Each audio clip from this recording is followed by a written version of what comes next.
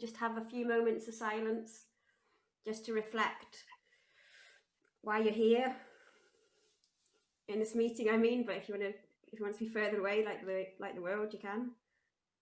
Just a little reflection, why we're here,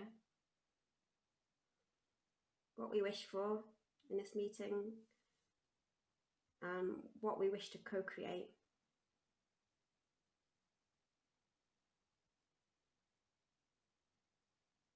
Maybe just taking a moment, just have a little dream of what your dream is, what it looks like.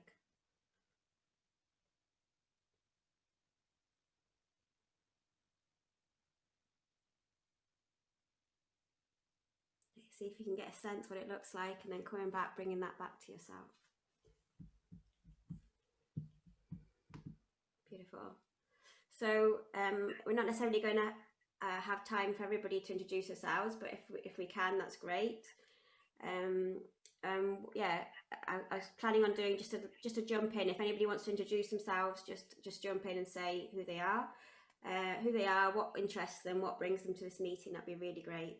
I can start. I'm Catherine. I'm involved with a few different projects, potential projects that might be forming, and I'm seeing lots of people all around the place not knowing each other, and I thought it'd be really nice to start connecting. I've also volunteered in lots of different eco-villages in Wales, UK, Europe, and yeah, it's really nice just to sort of bring us together. So that's the plan for today. That's why I'm here. Does anybody else want to share a little bit about them? My name's Stephen. However, I just need to get somebody in, actually, someone called Jeff. My name's Stephen. I run a charity called Paw Project. I've done a couple of successful animal welfare projects, Spain and utero and abroad. I was doing a project in Malawi to build an animal sanctuary, but everything's been stopped, and I've brought plans over to Wales.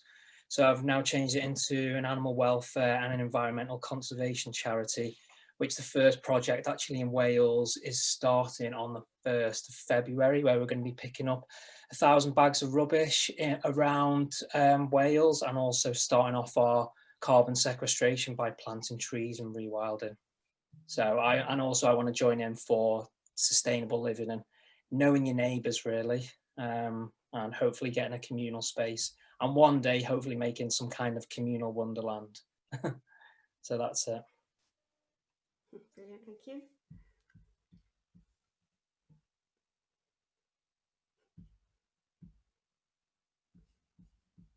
Can't hear you. It looks like Jenny. We can't hear you. You need to unmute whoever. I'm going to mute myself. Catherine, can you unmute people, or have they got to do it? Can you hear me now? Sorry about that.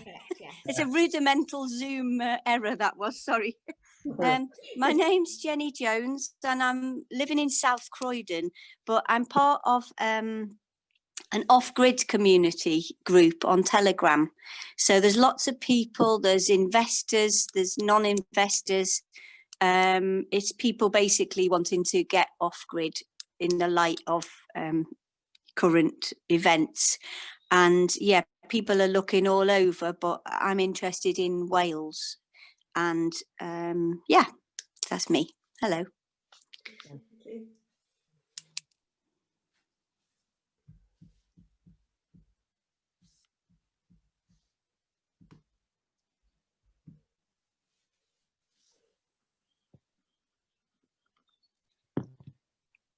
Anybody else wanting to introduce themselves?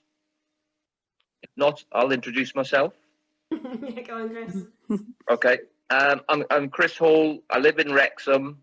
I've recently joined the Incredible Edible group, and we've got a few people here from that. We've got Jackie, we've got Catherine herself, and Leslie. And but my work is magistrates' courts, so it's all very much hobbies for me, and pastimes and interests. And I'm a great cooperator, so I like cooperation. And through cooperation, I believe in gathering and sharing. So I have the idea of having a sort of a community centre, in a community organisation in the town centre, where lots of groups can gather and share a site which isn't going to fleece them, and is going to support and help people to gather, share skills, knowledge and ideas. There we go. Thank you. Hmm. Next. Okay, I'll go next. Can you hear me? Yes. Yes. Can you hear me? So my name's Leslie. I am part of Incredible Edible. I'm a permaculturist, have been for the last 30 plus years. I'm about to start work on a regenerative farm over in Oswestry, just doing vegetable planting and hopefully doing a CSA with that. But then I'm only going to be living there part-time, and then the rest of the time I'll be working in Wrecsam with Incredible Edible. We've got allotments and food growing areas, and I'm hoping to increase those food growing areas. But it would be really quite nice to, I'm really interested in small impact dwelling. I've got a few friends that are in sort of, I mean, the great thing about Wales is we've got the one planet, you know, so I've got a few friends that have actually taken advantage of that, and I think it'd be really nice to do something up this end. So yeah, that's it. Thank you. Sorry to interrupt. Is that your group on Facebook, Incredible Edible Wrecsam? Yes, Wrexham. Yeah. Okay. Okay. Thank you. That's okay. Okay. Hence why we're building a greenhouse. Great. I'll have a look. Sarah, did you want to go next? Yeah, I'm Sarah. I live near Bangor, and I live in a co-housing community. Oh, hi, Sarah. Hi, Leslie. And but I'll be giving a talk later, so you'll hear all about me then. Thanks for that. Catherine, can I? Yeah, please, Michael. Yep. Okay. I wanted to chip in because of what Christopher just said. Catherine, will you give him my email address and phone number? Because I started the greenhouse in Bangor, which is exactly what you've just described. A community building in which everybody owns it, anyone can use it. And one of the extraordinary parts of its democratic principle is that when you walk through the door, you become the owner. No one can tell you not to be there. So this is participatory democracy at its extreme. So I think if we have a chat about that, might sort of help where you go with that one. I'm personally interested in the ethical village as much, if not more, than the ecological village. How we put that kind of democracy into play. What kind of level do we all form a community that works for all of us, and so forth.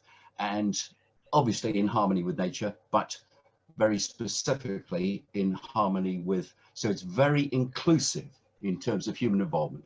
I nearly bought the Vale estate 35 years ago, 1,000 acres for 1,000 people. And one of the principles was you do not exclude death or disability. You work with everybody. And so children, the elderly and so forth. So that's my take on, there's a lot of ecological communities, there's a lot of spiritual communities. There are very few on the planet that are planetarily inclusive. Okay. Thank you. Thank you. Oh, sorry, and I've come up as holism, haven't I? I'm Michael. Yeah, thank you. This was really, you know, why I wanted to keep, you know, not go straight to the speakers and get some of these introductions, because there's amazing people on these calls with amazing plans and ideas, experiences. Does anybody else want to share their experiences, what they wish for, what they're looking for? Brilliant, Linda. Yes, talking of amazing. My name's Linda Beamish. I'm stuck in North Norfolk for my sins. I was made group moderator at the EcoVillage Network UK in 2011 by Tony Gosling. Went to launch the ARC in 2012 and hit a wall. But anyway, that's a long story I won't go into. I found my first intentional EcoVillage in 2008, and it follows what our lecturer taught us in 2002, and he was a Welshman, funnily enough, where CAT EcoVillage was used in the lecture room as an example or as exemplar of what we needed to attain as architectural designers, technologists, and how we should create change using that. So when I put together my first EcoVillage, it was based or inspired by CAT, Lamas, Earthships, the Tree Study Centre in the Tree Forest, and the Eden Project, effectively. But land has been the problem here in England, serious problem, and it's been taken over by the politics, unfortunately, even the funding for community land trusts here. So yeah, good for you in Wales. There's a lot more kicking off over there. There's a lot more people for communities, it appears, than here. It's very much the Holiday Home Brigade and NIMBYs. Yeah. So. I just want to say I'm not a NIMBY. I've got other green credentials. I've done community gardens. I was part of Incredible Edible Lambeth, and I do community building. So yeah, just to highlight that. I think Incredible Edible kind of offers us, those of us that are still looking for the land, it gives us the opportunity to, or not wait till we're on the land to start improving our environment. I think, yeah, it's a great project, but I am biased. I'm very biased with that. But it'd be lovely if every village everywhere had a piece of land set aside as an exemption or exception site. So those of us who are in exclusion and suffering and wanted to live an alternative way, which from my own research is hugely self-employed people who don't actually have any support at all right now. If we had that opportunity, if the lists of land were available, then you could build eco-village type communities anywhere on following, co-housing basis, etc. It's, it's a way out of this child poverty, adult poverty situation, and you're greening at the same time, and you're putting back to earth simultaneously. You can really take off globally, just starting maybe in Wales and working out from there, because you can't do it in Norfolk, I can assure you. But it's hard anyway. Yeah.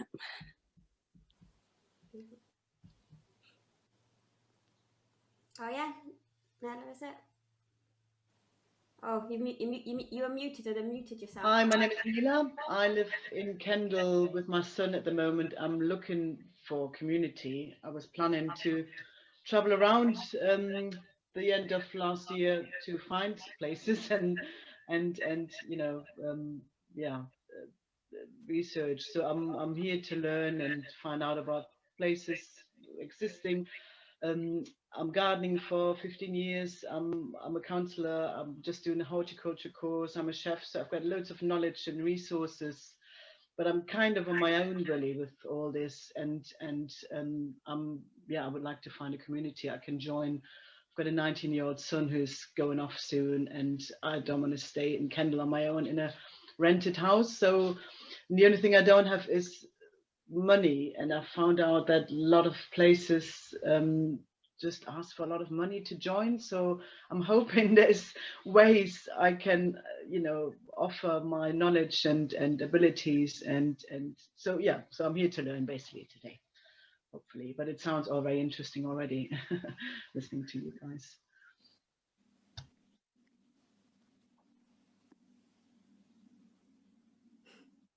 Asia?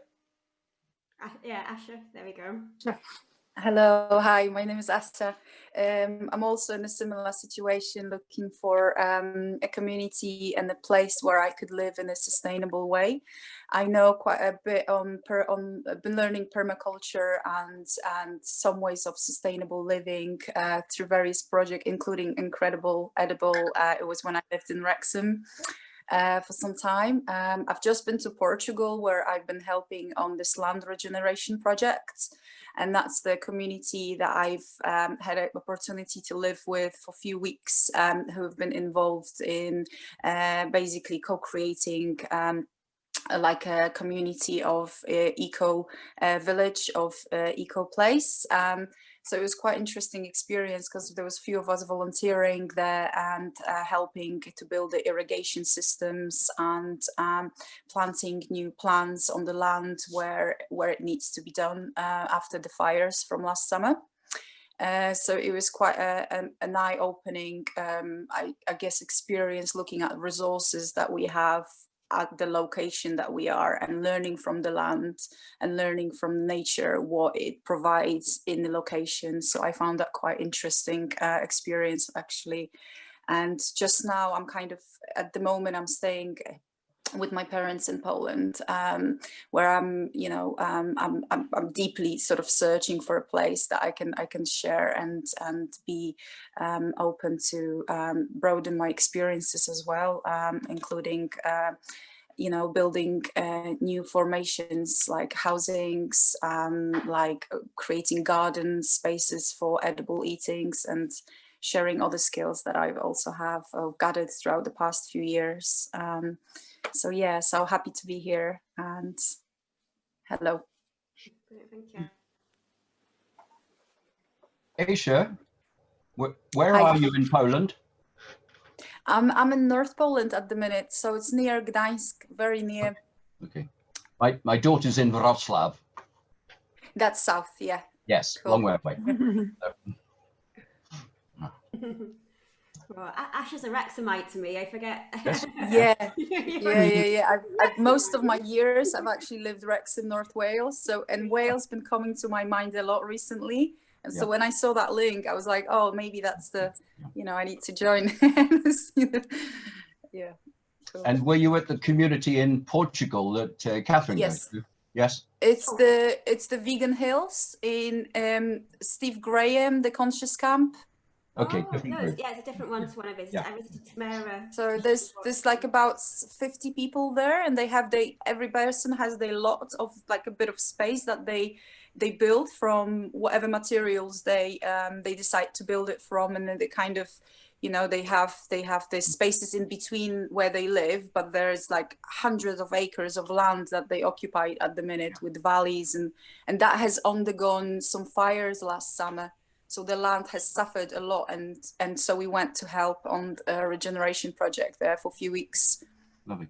Which was really interesting to see, like burnt trees in the forest that was so green, and then you enter and the land that was like stripped off of its, you know, greenery. But now it seems like things been coming through, and it's quite something that is, you know, very hot country. And then how can you prevent that kind of event from the future, and what can you do? Because it's obviously it's a location that you're in, and you learn from the land that you live on. So it's been quite of a interesting project to get involved. Yeah.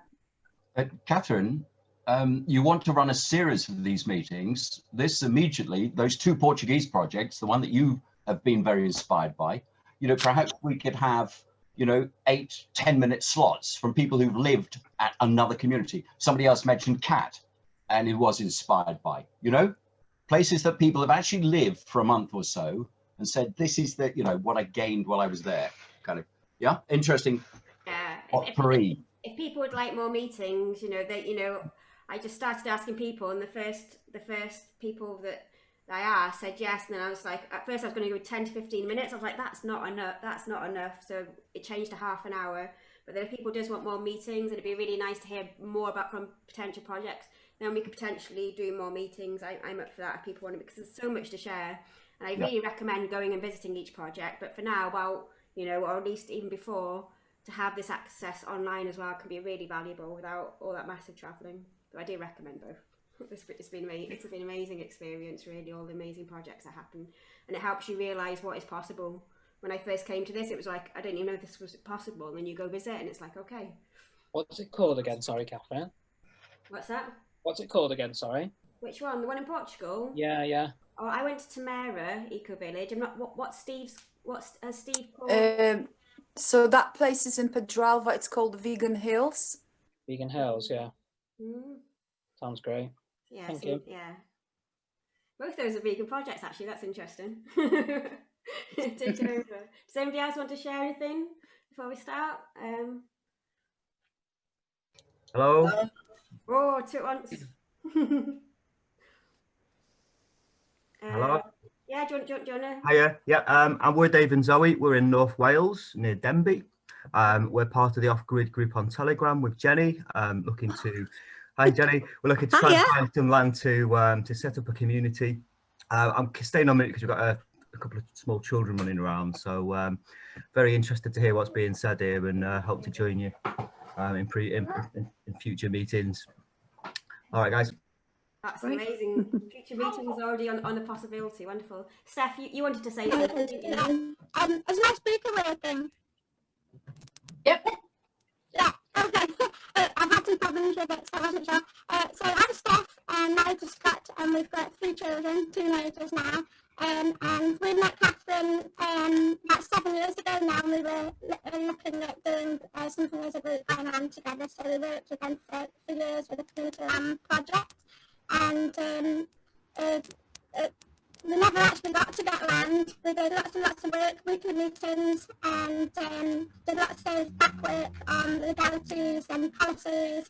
And we didn't have our money ready at the time, but we've since sold our house, got our money in the bank, and we went out after a small holding in Pentref, North Wales. Didn't get it, so we've decided to take the leap, and we've relocated to Creuynni in North Wales. So we're renting right in the town centre at the minute, but love North Wales, love the move. So we're sitting with some cash, and we'd love to do something as a project with other people, but also years are going by and it's not happening. It's really been hard work, and so we decided we can't wait. Scott's 46 now, I'm 43, the children are all growing up.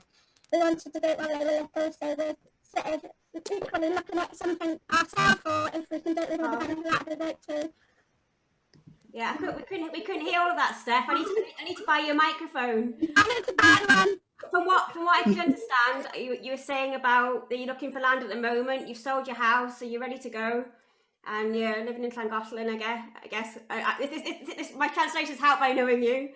And yeah, it's just a case of finding the land, really, isn't it? You sold your house, you're ready to go, looking for the land.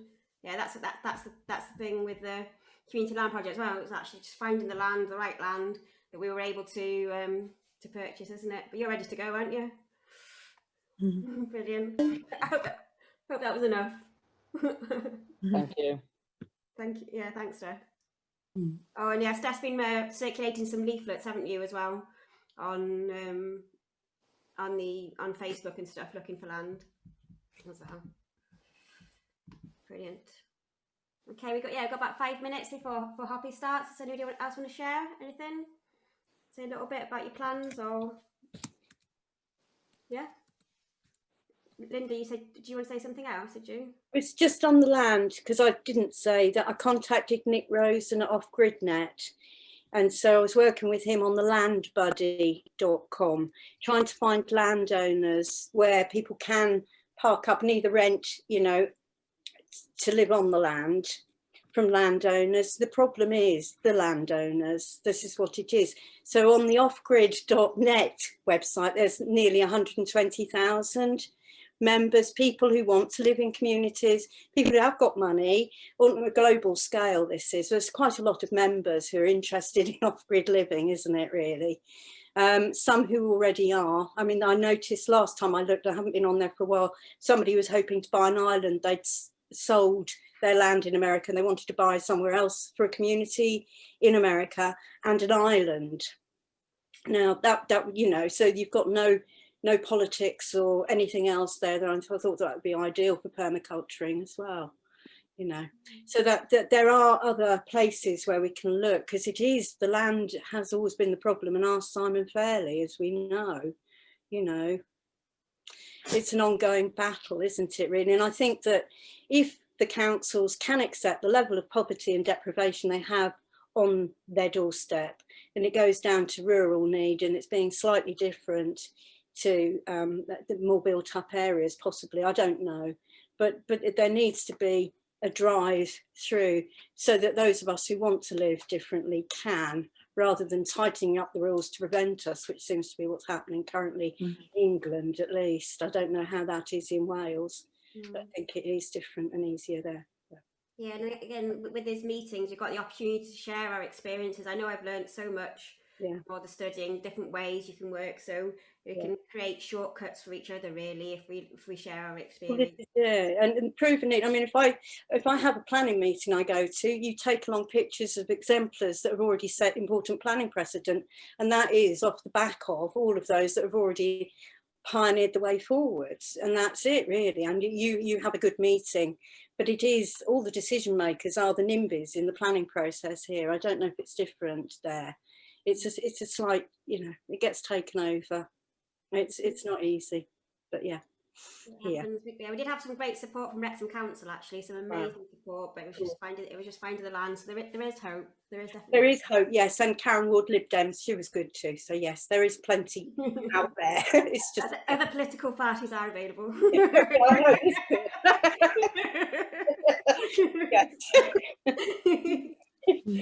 Too tempting. We just got a couple of minutes before we start. One more person. We'll have time at the end as well. One more person want to share anything before we start with Hoppi? Oh, quiet. That's good.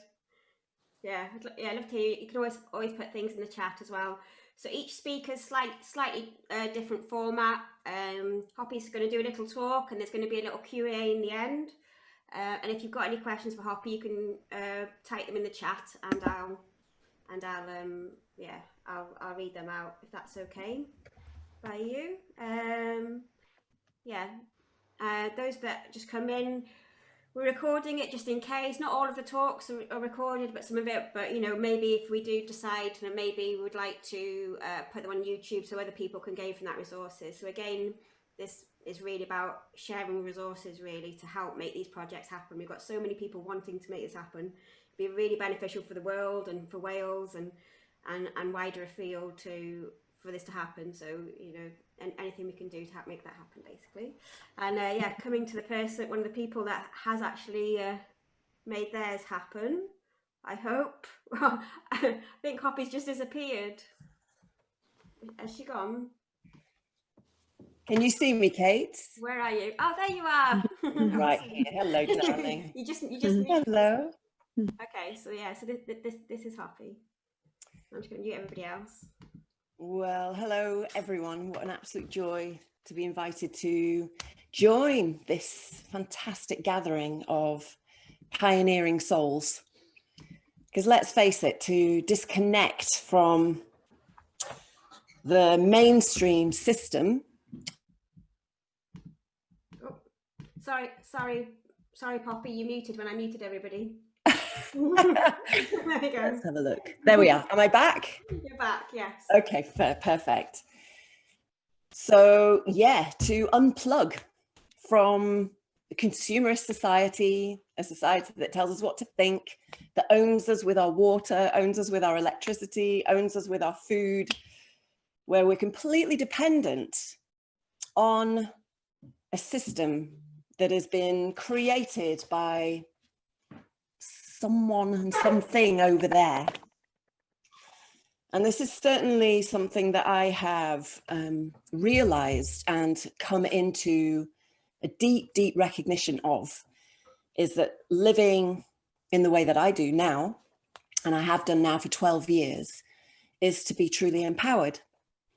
So we grow our own food, we generate our own electricity, our water comes from a spring, and I rely very, very, very little on the other world, as I call it. Some people call it the real world. It is definitely not the real world.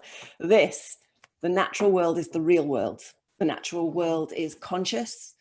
The natural world is profoundly intelligent and is extraordinarily beautiful and feeds my heart and feeds my soul.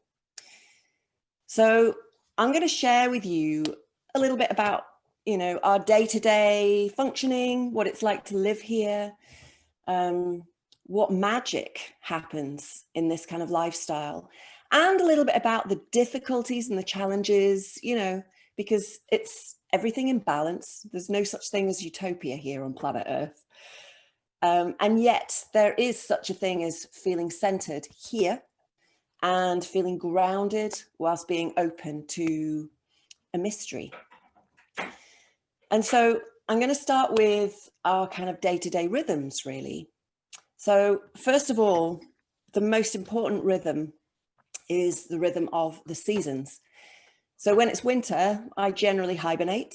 I generally stay close to the fire.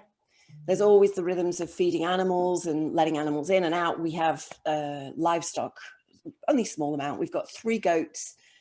We've got a gaggle, well, 2 gaggles of geese, 2 ganders with 2 females each, and 1 with 2 babies as well.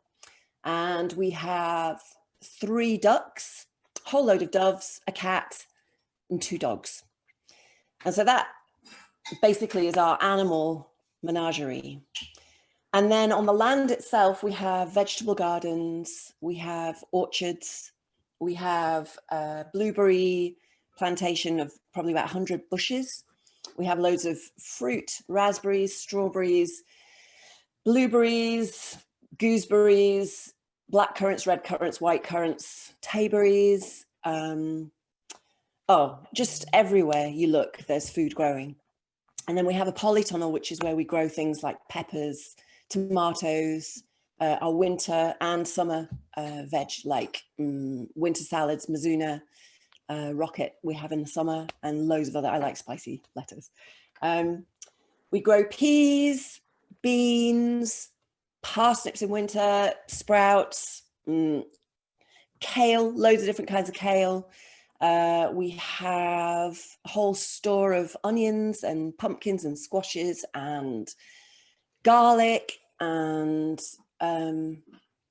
yeah.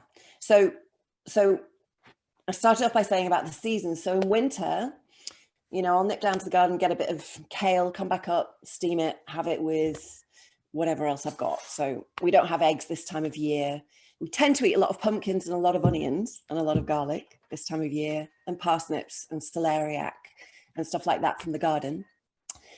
And this time of year for us is most definitely a time of rest, deep, deep rest from a lot of busy energy through spring and summer and autumn. So those 3 seasons are hugely active for us. So the spring season starts with like planting and raising babies, and that's both with herbs and flowers and all the veg that we, and the salads that we plant. And then summer is largely around harvesting and rotating, and we keep seeds going so that we can extend the growing seasons for as long as we can. And then autumn is very much about the final harvests and putting all the beds to rest for the winter. And so there's those kind of rhythms that are happening on an annual cycle.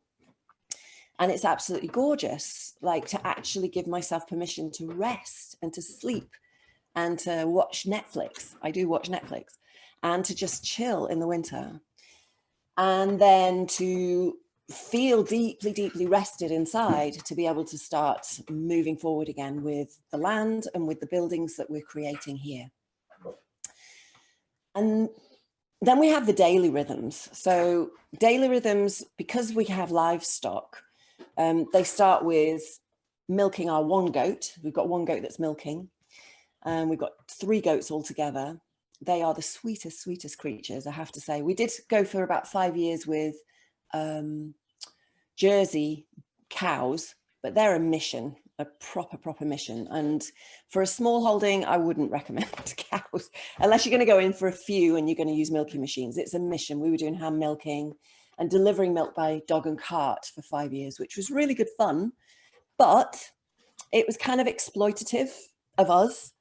You know, we were working for like 4 hours a day and getting £1, a 750 milliliter bottle of milk, when really we should have been charging £5 a bottle to make it worthwhile, you know. So we did that for 5 years. It was really good fun. The green gold in terms of the garden and the cow poo was amazing. And then we've decided to go on to goats, which is much, much, much more manageable in terms of energy, in terms of time. So we can be done and dusted with the goats. We don't sell the goats' milk. We make goat's cheese, which is absolutely divine. And our whole time with the goats probably is about, maximum about half an hour to 40 minutes a day in the morning, and probably 10-15 minutes in the evening. And they are so characterful. I absolutely adore the goats that we have.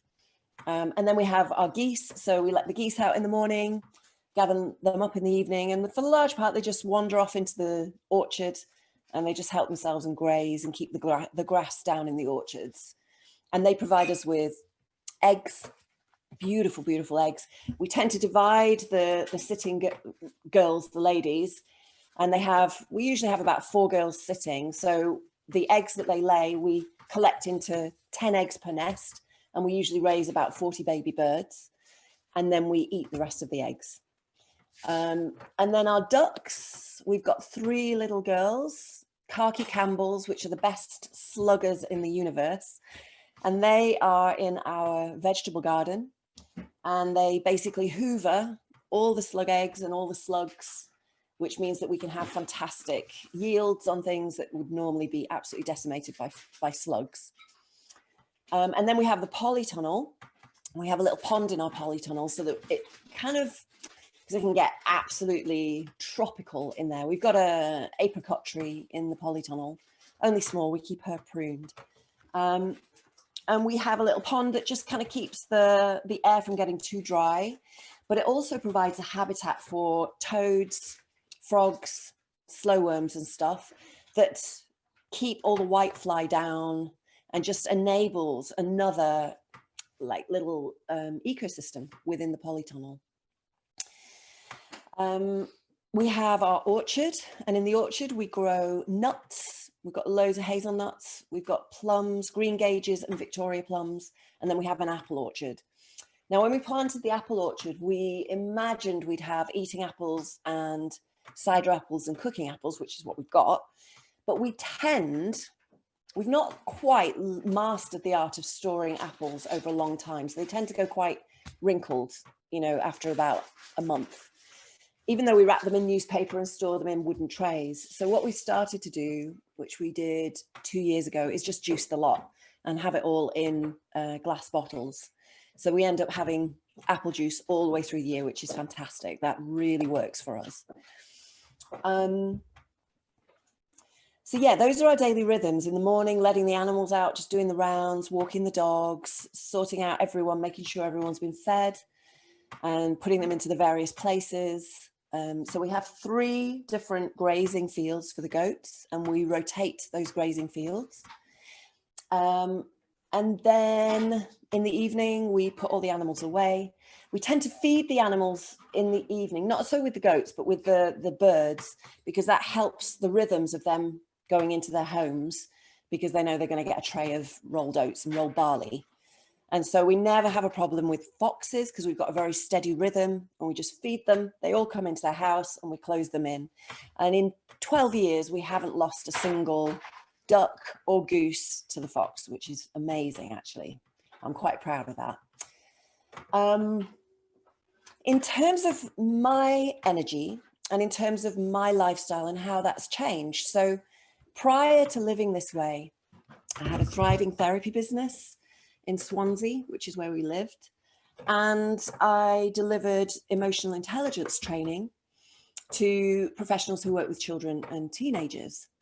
So I would travel all over the UK. I'd be, you know, going up and down the M4 corridor and living a relatively disconnected life from nature. And what I've discovered is from unplugging from that world and plugging into this world, whilst the initial setup for the first 2 years particularly was very, very challenging. We had no electricity, we had no Wi-Fi, we had no access to internet. It was really hardcore, is the truth. Once we got over that first 2 years, then the systems that we put in place started to take up residence, and they started to function and they started to give back. And what I noticed in myself as I began to connect more and more with my landscape was that I started to tap into a deeper and deeper creativity and a deeper and deeper sense of belonging to life. And that just seems to grow and grow and grow and grow. And what I've realized is that nature is profoundly creative. You know, every single leaf that is produced on every single tree, in every single spring, every single flower that is created on every single plant that then turns into fruit is utterly, utterly unique all over the world. That is immense creativity. That is prolific creativity. And so as I align with the creativity that I am, more and more and more, I become more natural within myself. Like there's no distance, and it's as if our most natural way of being is to be really creative. And I don't mean artistic. I just mean, what I mean by creativity, just to define that, is to be incredibly skilled at finding solutions to various issues that come up. So something will come up and then I'll sit with it and I'll just feel into it, and then a solution will reveal itself. And it's all through experimentation and play. And so I've noticed that I've become really playful and really connected to a mystery that is beyond anything that little me can generate. It's as if solutions flow through me into this immense gift of a life. And what I also notice is how centered I am in profound gratitude. Like I cannot get low enough. Like, you know, I feel like I'm plowing furrows with my nose with gratitude, because I feel like I'm on the floor quite a lot of the time. Quite often I'll be walking the dogs and I'll just burst into tears because I'm just so grateful for living this way and not being caught up in politics and COVID and all of those things that most people are just totally immersed in. It's just not in my reality. Yeah. The other thing that I've really noticed, and you know, I've got quite a universal, I'm going to bring the word in, of spirituality, because spirituality really for me is about how I connect with awe and wonder. So I'm in a state of awe quite a lot of the time.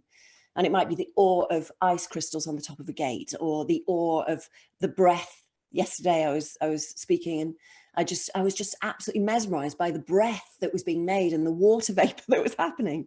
And it's like my life has slowed down enough that I notice these amazing things that are happening all the time. And one of the things that I've noticed is that the energy of the sun.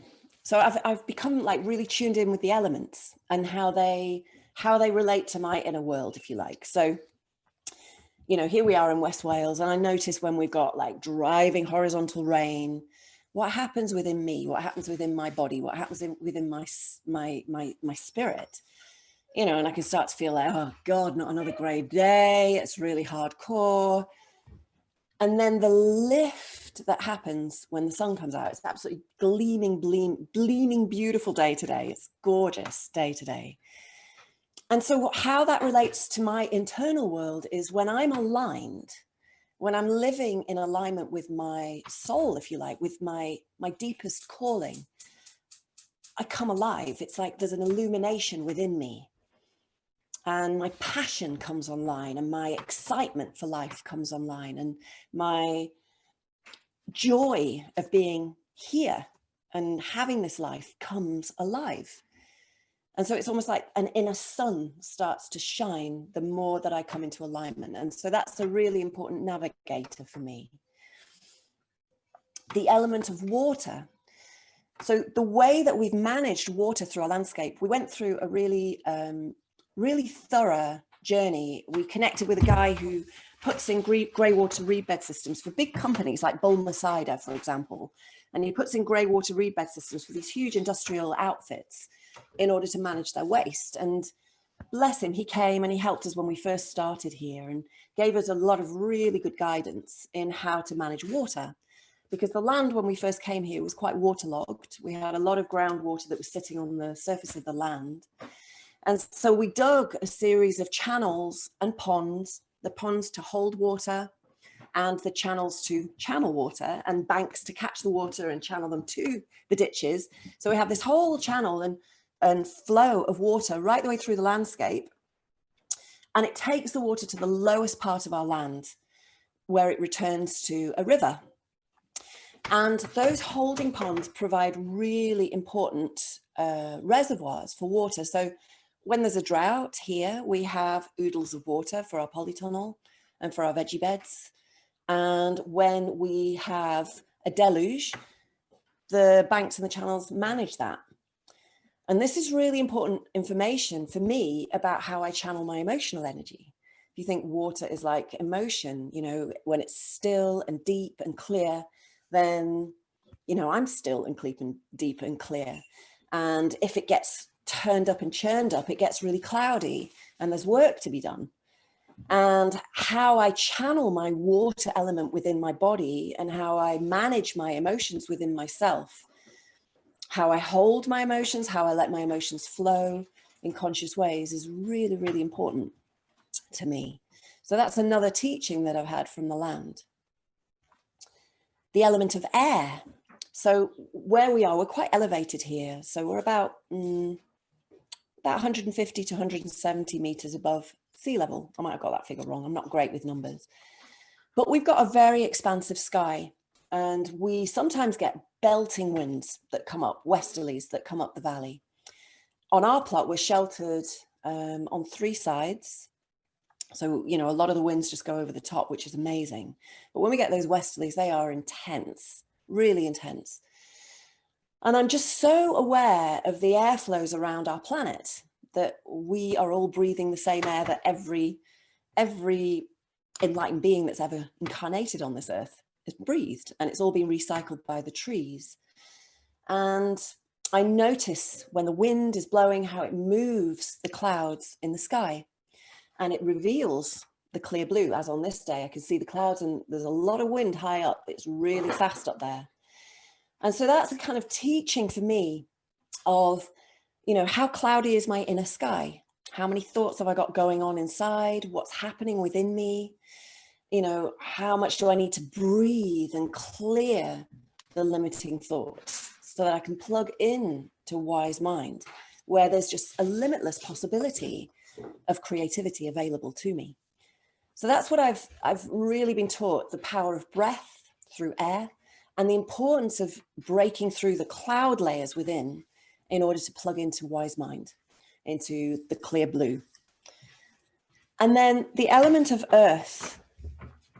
You know, the way that we have, like when we first started here, it was all quite amorphous. Like, you know, we kind of knew roughly where the orchard was going to be, and we planted trees and stuff. And, you know, we put in ditches and banks and things, but nothing was demarcated until we started to put in fences. And we did put in fences. Some people don't like fences, but for me, it suddenly allocated very clear demarcated spaces, that this was devoted to grazing, and this was devoted to short rotation coppice willow, and this was devoted to our orchard, and this area is devoted to our vegetable garden, and this area to our blueberry patch. And suddenly everything started to make sense.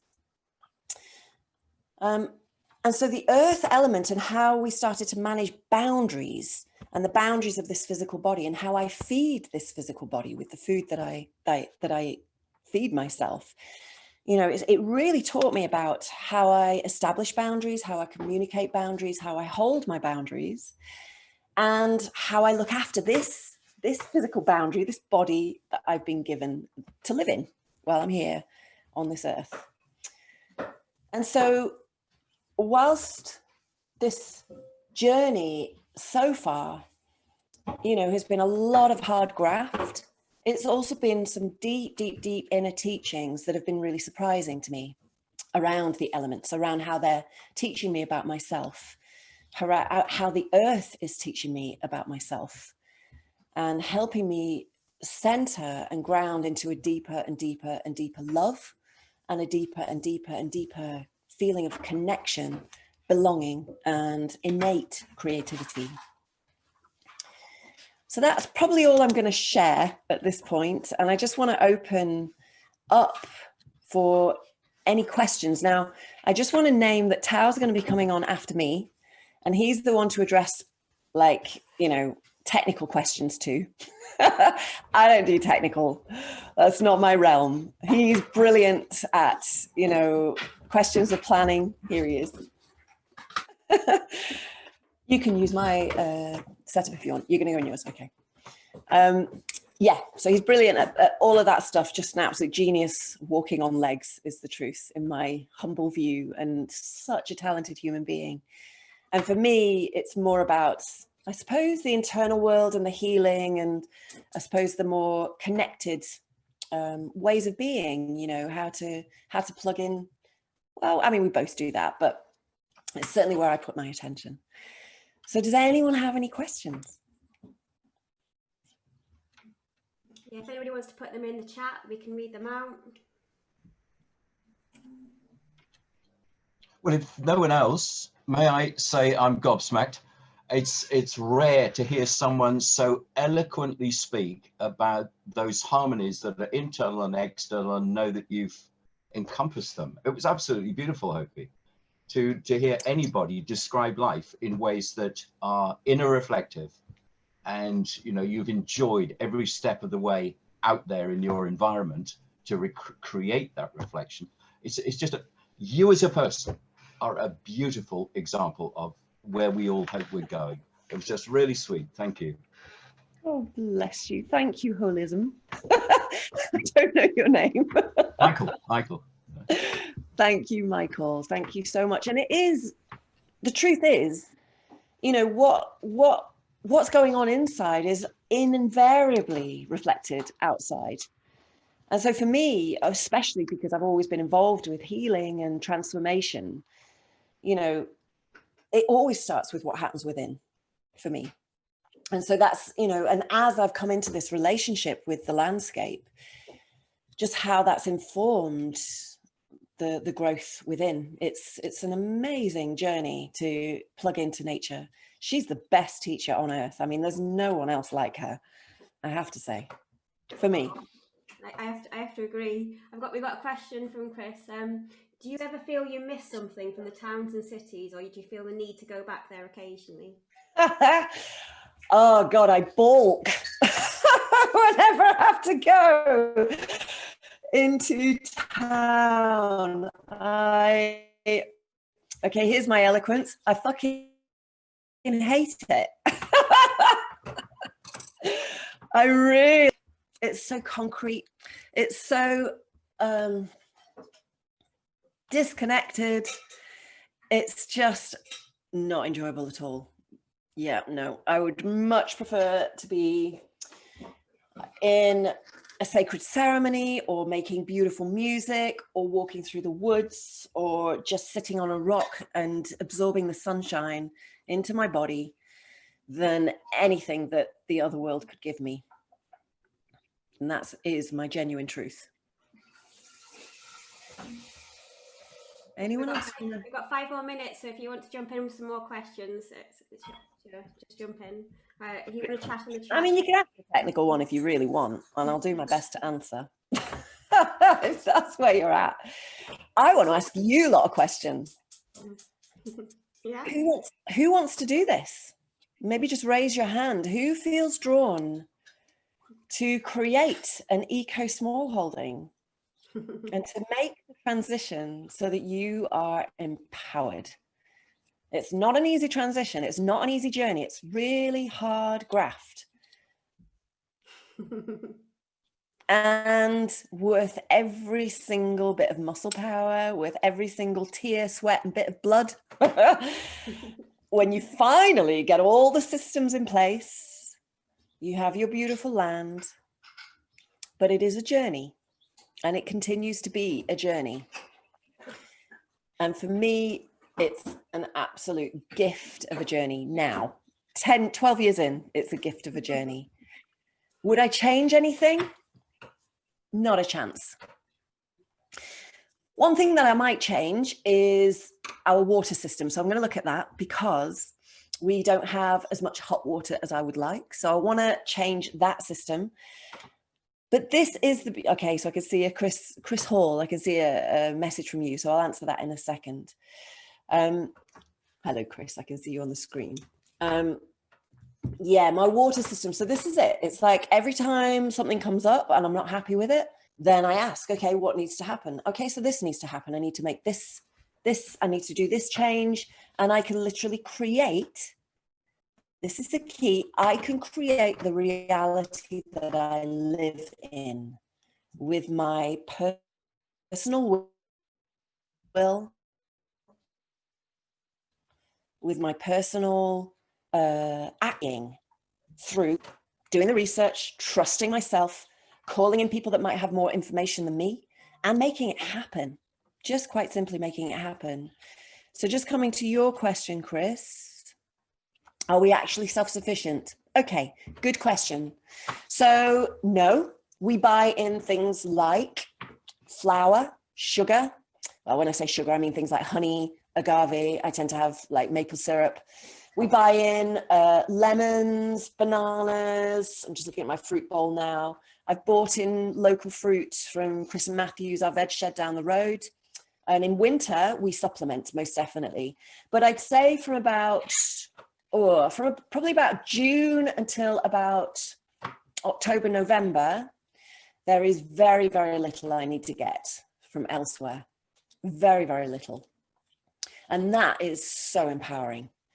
You know, and I tell you what actually changes the habits of eating, particularly, is having children and teenagers around, because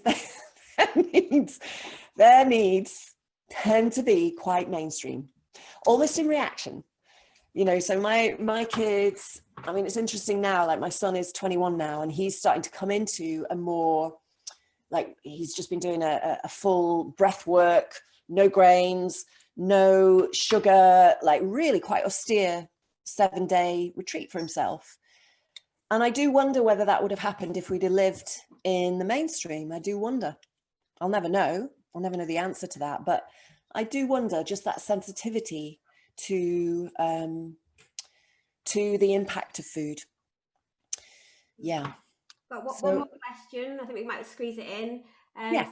Ask, what's the benefits for doing it in a group rather than individually? Because that's a big choice for people, isn't it, to do it individually or to do it as a group? What are the benefits you found? Yeah, it's a huge thing. So, you know, if you've got a small holding and you're out in the middle of nowhere and there's nobody else around you that's doing the same thing, then it can be, number one, quite isolating, because you've got no one to relate to who can understand, you know, what it's like to trudge out in the middle of snow and like horizontal driving rain to service your goats and sort them out.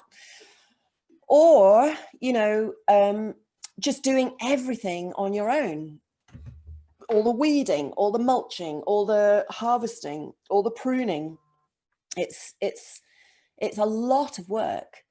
And the way that we've chosen to deal with it on our plot is that we have an annual, it usually starts in April and it goes through to December, where we have a whole gang of volunteers. So we usually have about 10 people that come. We usually have one person that cooks and then the rest are building and helping with the garden. But we just work 2 days a week. And that proves to be amazing for everyone, because we kind of create a mini community within the bigger community, because everyone, you know, like I don't see a lot of my neighbours from sort of April through to September, just because we're all so busy on our own bit of land. It's mad, you know, literally. I've got Matthew and Melissa just over there, and I'll see smoke coming out of the chimney. I won't see them. And in winter, we'll get together, we'll play cards, we'll hang out, we'll, you know, share food and enjoy connecting. But in the summer, we just don't see each other. So the way that we've dealt with that is to have to make our own mini community. And that not only does it help us with the land, but it also creates this buzz of connection between people, and people come and go through quite profound transformation from April to December and experience what it's like to live on an eco small holding, what it's like to create something like that, but also having space to breathe and to earn money in other ways, because we do need to supplement. Like, so coming back to your question, Christopher Hall, about money. So we do need to earn in other ways. We can't take it all from the land. I mean, we could survive if we needed to, but I make shamanic drums. I do all sorts of courses. You yeah, teach all sorts of different things. Tao does planning work and architectural drawings and stuff like that. And so we both supplement, so we're balancing all the time. Oh, thank you so I much, hope that Hoppi. We're eating 2 minutes into Tao's time. I knew it wouldn't be enough, even half an hour. But thank you so much for volunteering All your good. time, for sharing your time. It's really invaluable, and hopefully soon Pleasure. again. Thank Absolute you so pleasure. much. So much. Good luck, everyone. Sending you all so much love and all empowerment to your journeys. So much love and empowerment to every single one of you. Hiya, Tao, I can see you there. Beautiful. Hello, darling. I've just seen him coming in. You can introduce Tao if you want. Oh, so everybody, I would love to introduce you to Mr. Tao Wimbush, who is a visionary, creative, extraordinary human being on this earth, who is an absolute minefield of information and intelligence and wisdom. Just handing you over to my love. Bye for now. Tao, over to you, darling. Thank you, Hoppi. Bless you for that wonderful introduction. I caught the tail end of Hoppi's piece there, and so I'll try not to overlap. You've got me for half an hour. You've only got me for half an hour because it is such a beautiful day, and I'm halfway through pruning my apple trees. And I really enjoy pruning my apple trees. It's one of those, it's a really skilled task, and I feel like after 2 decades, I'm only just getting good at it. So I'm going to go back to that. But you've got me for half an hour, make the most of me. My background is that I lived in Teepee Valley for 5 years, which is the largest alternative settlement in Wales. It's 7 miles north of Llandilo. It's a very large eco-village that started in the 70s and now has over 100 residents. It is very much off-grid and very much out of the media eye. I also lived at Holtsfield for a while, and I also lived, which is a chalet community on the Gower.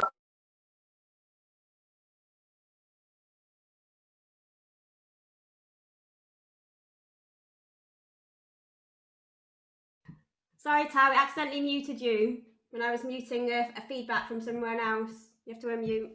There we are, okay. So I lived at Brithden, which is a farm community over the other side of the Preselles. And I was one of the co-founders of Lamas. So that's my blurb. I want to make the kind of be the best I can for you. So I think probably the best way is just to invite questions. Brilliant. Take advantage. The sound isn't totally clear, but I think everybody can hear enough. Is that right? Oh, Steph's saying to go on Hoppi's computer because it's better quality. It's up to you. All right, I'll switch over now.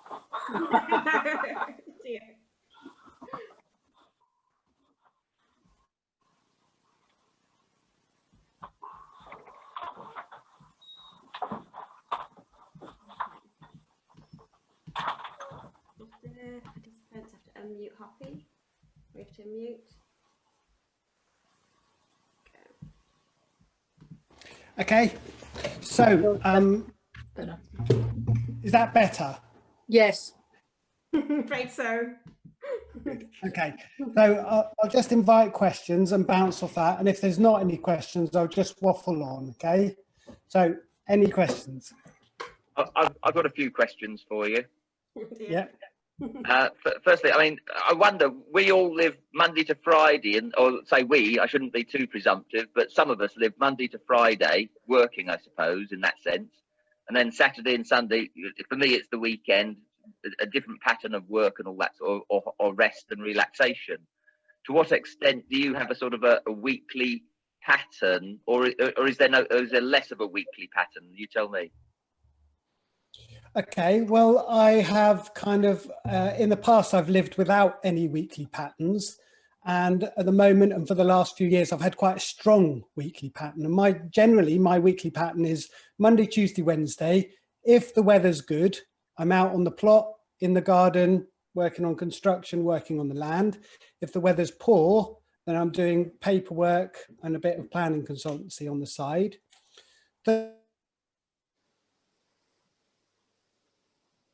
Just frozen.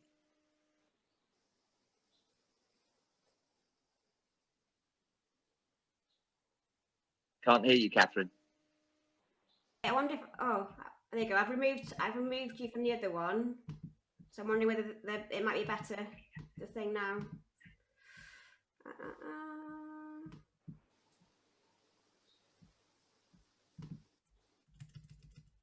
Let's have a go.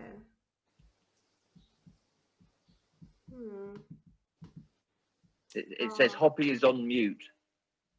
Okay. It shouldn't be.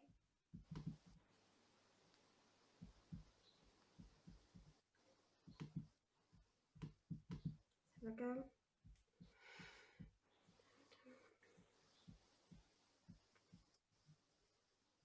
I've lost Hoppi on the screen even.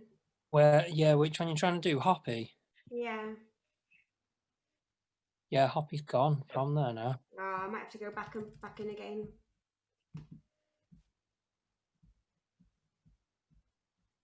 There you go. Come back in.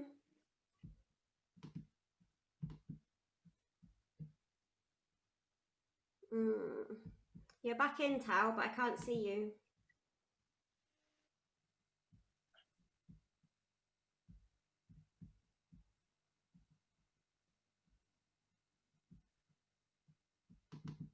Because there's no video. I'll start video. Yeah, even audio is fine, you know, as long as we can hear you, it's the main thing, but I can't hear you either.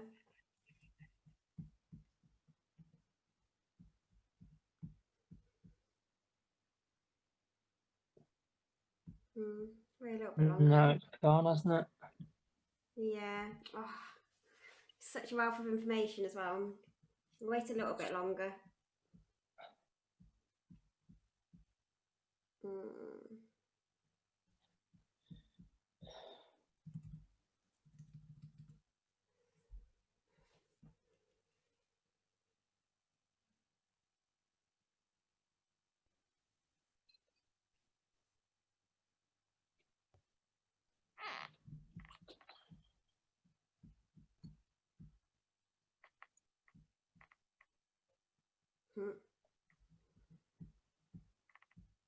Let's see, I'll just message them. Quick loo break. At least it's therapeutic watching Steve doing his repotting. Oh yeah, look at these. These are great. These are tiny little succulents. They're amazing. Look at these.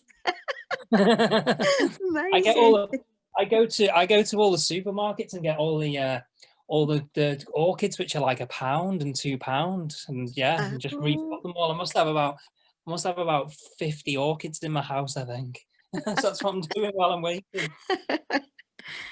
I'll just admit them. Awesome. See, fingers crossed. Hooray! Back in the room. I'm really sorry. One of the challenges of rural living, you get sketchy internet. We are going to be updating to fibre broadband soon. So, coming back to Christopher's question, you know, I live in quite a kind of rhythmic day. My daily routine is morning, do the animals, do the rounds on the land, and then in the day I'm free, and then in the evening I'm putting the animals away, closing up the polytunnel, etc. And in the week I've got quite a strong rhythm. But that's not necessarily the case for Hoppi, who is much more kind of fluid and random in how she organises her week. Next, another question. Can I? Oh, go on. I just want to ask, Tao, why did you leave the other two communities, and why did you set up that community then? Okay, I left TP Valley because I kind of felt I'd learned what I needed to learn there. I was a little bit frustrated at the way that the place was kind of organised. That's was a personal thing. And then we left Holtzfield because we sold our chalet. I left Brithdeer.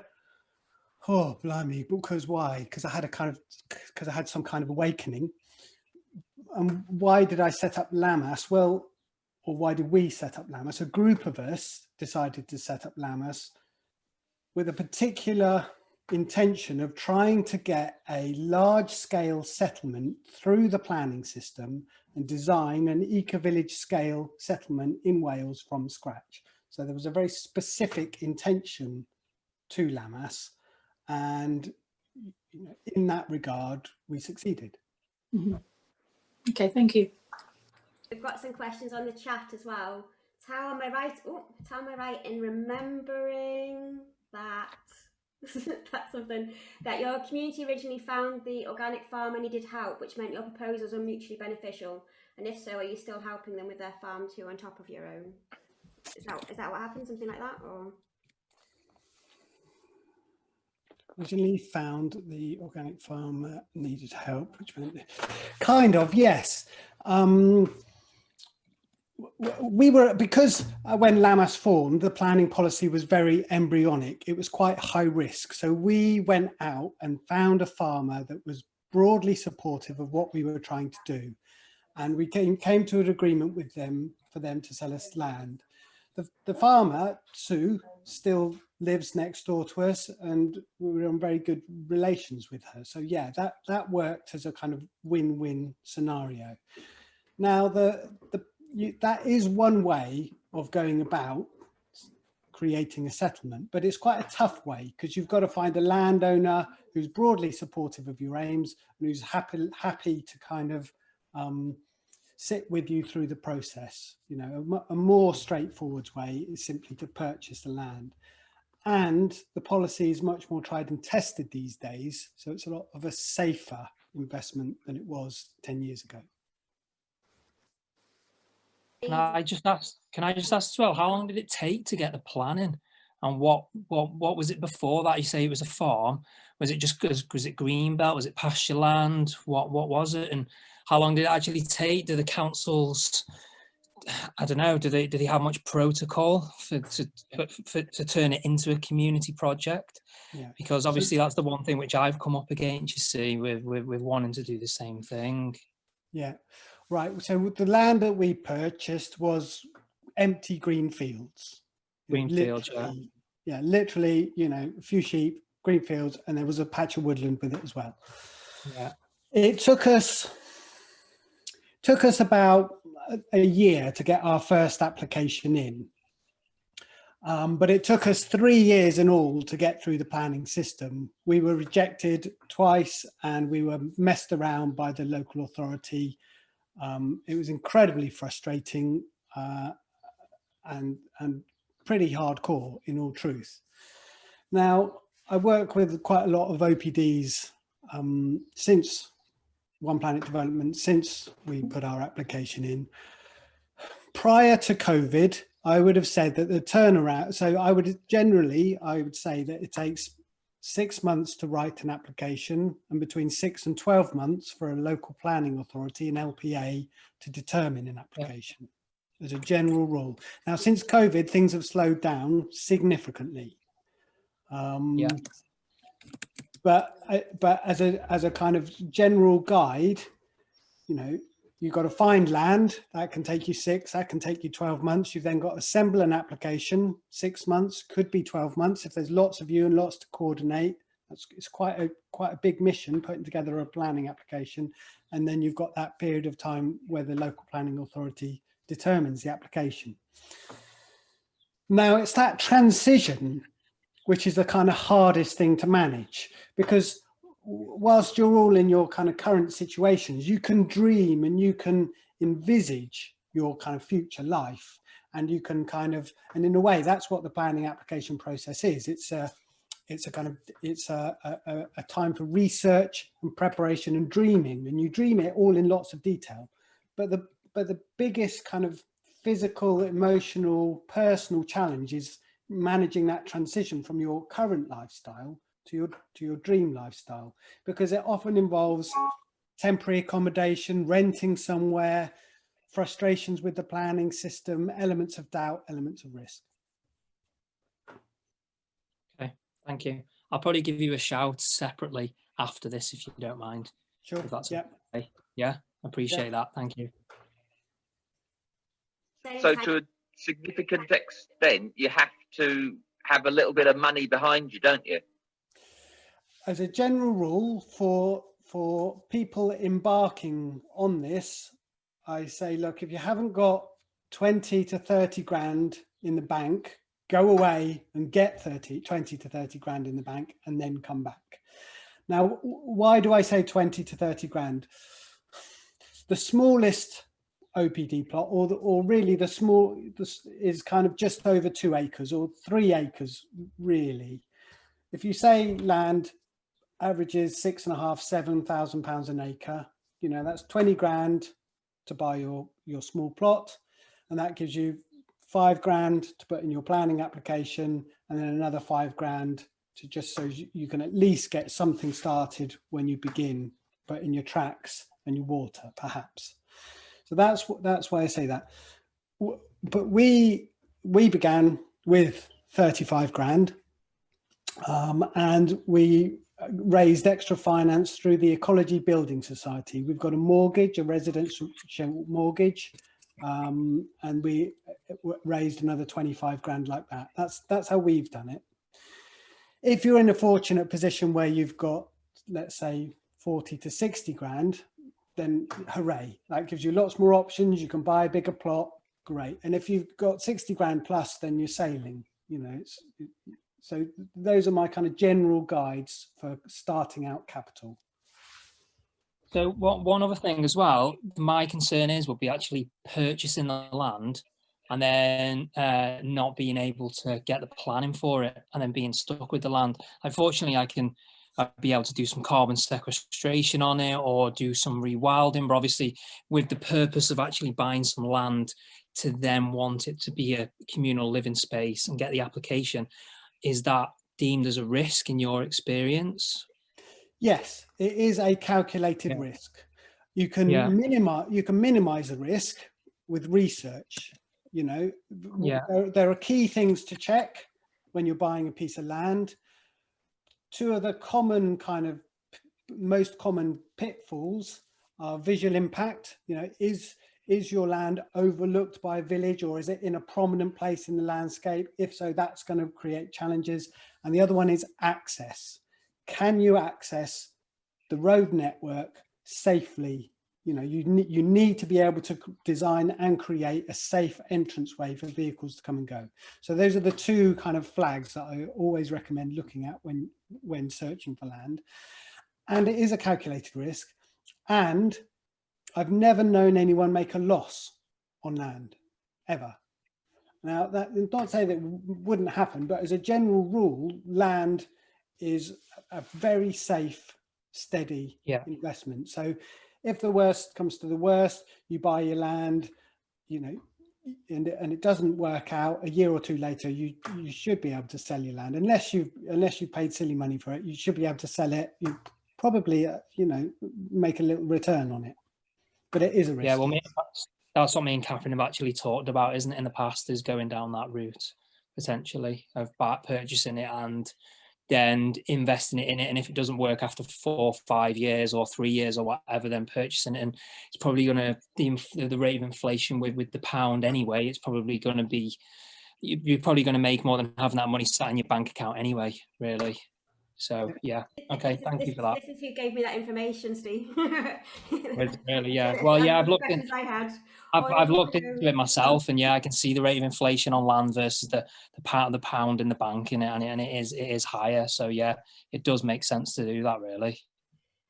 Which is the one thing which I want to propose over to people is that concept. So yeah, anyway, I won't jump in anymore. Okay, thank you. Jump into what you like. It's a really good time. It's possible, you know, maybe like we could accept donations and do a longer event, you know, at a time. Maybe not in the daytime when you're pruning the trees, but you know, we take advantage. Thank you for that, by the way. We've got a great question here, a bit controversial. What is your view? Stay off the land and wait for planning permission before moving in, or jump in, set up, and then put in retrospective planning permission? Okay, this is a difficult one. Technically, you can move on and apply, but invariably you piss off the local planning authority, and you'll have a much harder ride through the planning system. So if possible, I always recommend people to hold off. And if that means renting somewhere locally and just biding your time for a year or two, do it. Because what happens is the way planning works, and if you're in any doubt, the best guide to the planning system is written by Simon Fairley. It's the Rural Planner's Handbook, available from the Land is Ours or the Land Magazine website, and that spells it out in detail. The problem with moving on is that, or beginning, or putting any buildings on, or doing anything other than planting trees and growing food, is that you'll trigger a different planning department. You'll trigger the enforcement officers. And so whilst you've got your application in with one department, development control, you will also have enforcement control pushing to get you off. Now, the two departments work very, very differently. Development control can take a year to determine your application. There we are. That's how it is. There's not a lot you can do about it. Enforcement control can act within 24, 48 hours, get enforcement notices on you and make your life very stressful and very difficult. So as a general rule, hold off if you possibly can. Have you ever known anybody with a covenant on their land be successful in a one planet development application? That's a very broad question. It's a very good question, but the devil is always in the detail. You know, most land has some kind of covenants on it. Now, so it's all going to depend on the nature of the covenant. You know, is it restrictions to do with access? Is it to do with water? Is it one of these clawback clauses to do with planning permission? So I'm thinking of, you know, these woods for sale kind of plots of land where it says, you know, you can't be a nuisance to your neighbours and you can't have any vehicle on your land, but and you can't have fences. But I was thinking of like a, you know, a food forest sort of situation, something like that, and eventually having some sort of little dwelling, even a bunker. Okay, so again, the devil's in the detail. I know that woodlands for sale sometimes do leaseholds, sometimes do quite restrictive leaseholds, but I'm also aware that woodlands for sale have undergone quite a lot of training in one planet developments, and they do sell plots specifically for one planet developments. If you are looking at a piece of land which has covenants that you are unhappy with, or you think might unduly restrict your options in the future, go direct to the seller and negotiate. That's my advice. Thank you. There's a comment. How many people are in there in your community, or is it just yourselves? So here at Lammas at the moment, well, here at Lammas we began with 9. Our original planning permission was for 9 small holdings. Since then, there's been lots of peripheral development and all sorts of grey areas, and I would say that our kind of resident population has doubled. In addition, other people have moved into the local village, buying or renting houses, or moved into the area to be part of the community here. So it's not an easy, straightforward question to answer, but as a general guide, I say there are approximately 50 adults in the EcoVillage here. And someone asked how much land there is, which might be quite good to explain about how much you maybe feel that you need land-wise. Sure. So here at Lammas, the average size of a plot is 7 acres, but there are much smaller plots. We have approximately 120 acres here at Lammas. In terms of OPD, the smallest OPD to have been passed is 2 acres. But generally 4 or 5 is a bit more comfortable. The challenge with the smaller plots is that it restricts your options, particularly for income generation. On a small plot, you can grow strawberries, you can grow mushrooms, but there are sort of things that you can't do. If you've got a bigger plot, you can keep livestock, you can grow bigger field scale crops, you can do woodcraft or willowcraft, because all those activities take up a bit more room. So as a general rule, I encourage people to go for at least 4 or 5. On the other end of the scale, I think the largest OPD is 28 acres. The challenge with these larger plots is that you either go for a large area of rewilding, or if you actually want to kind of farm it, you're moving into agriculture rather than permaculture, and you're looking at a tractor-based system, which is fine, but that's the kind of that's what happens when you get to those larger plots. Really, I think we've got time for just one more question if it's a short one. I want to be strict on the time. How are you resolving democracy in the amongst the 50? I don't know if that's a short one, but have a go. Yeah, I don't think there is a perfect system for governance. Here at Lammas, we have explored representative democracy, direct democracy, sociocracy, and consensus. And there are pros and cons to all of those systems. There isn't a perfect framework that is going to keep everyone happy. What I would suggest is more important is trying to cultivate a culture of cooperation and consideration. Perfect. Thank you so much. That's been really helpful. Thank you. And hopefully see you again sometime. Really great to see you. Cheers, Tao. Thank you. Brilliant. Thank you. Welcome. Thanks, everyone. Bye. Bye. Cheers. Bye. Bye. Bye. Thank you. Bye. Oh, a little comment from Chris there about flat structure. That's a little dig at me, those. I like my flat structures. Okay. Yeah, so thank you for that. The next speaker. So yeah, if you'd like to introduce yourself. Yeah, great. Hi guys, I'm Salena Walker and I'm based in Carmarthenshire in West Wales. We're actually in the borderline between Pembrokeshire and Carmarthenshire. So we're about 2 miles away from Lammas. And we are doing OPD. We've got 10 acres of land and I live here with my partner. And I thought the best thing I can do is if I start, I'll talk to you basically about the timeline that we've had from getting the land to where we are now, because we're just going into year 5 on our OPD. And then I'll take some time for questions. I think that'll probably be the best. So we bought our land back in 2013. This is testing my memory now, 2013. And we were living in North Wales at the time.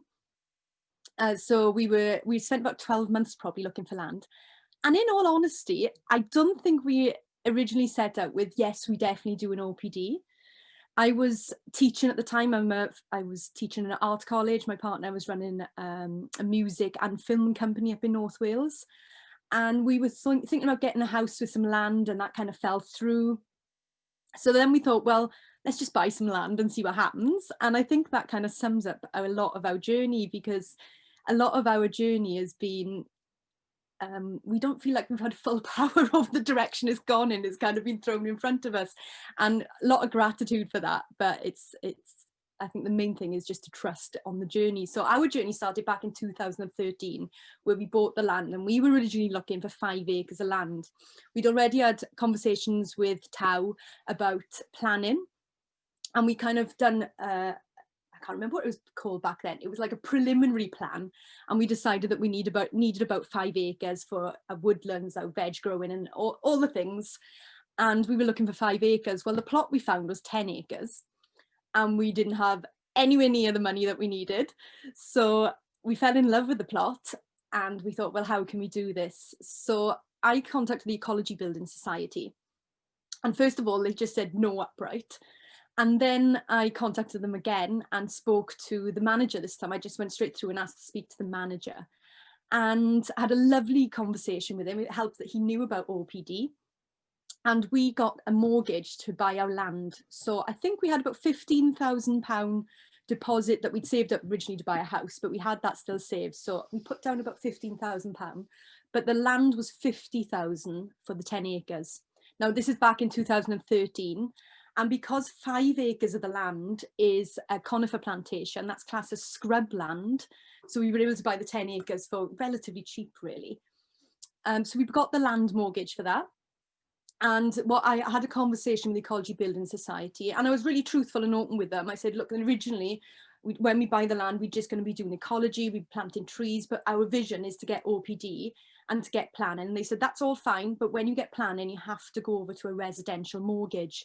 So you won't be able to stick with a land mortgage, which was in our favour, because a land mortgage is very high interest rates. So when we then went through planning, we were able to then reapply for a mortgage and actually get a reduced rate.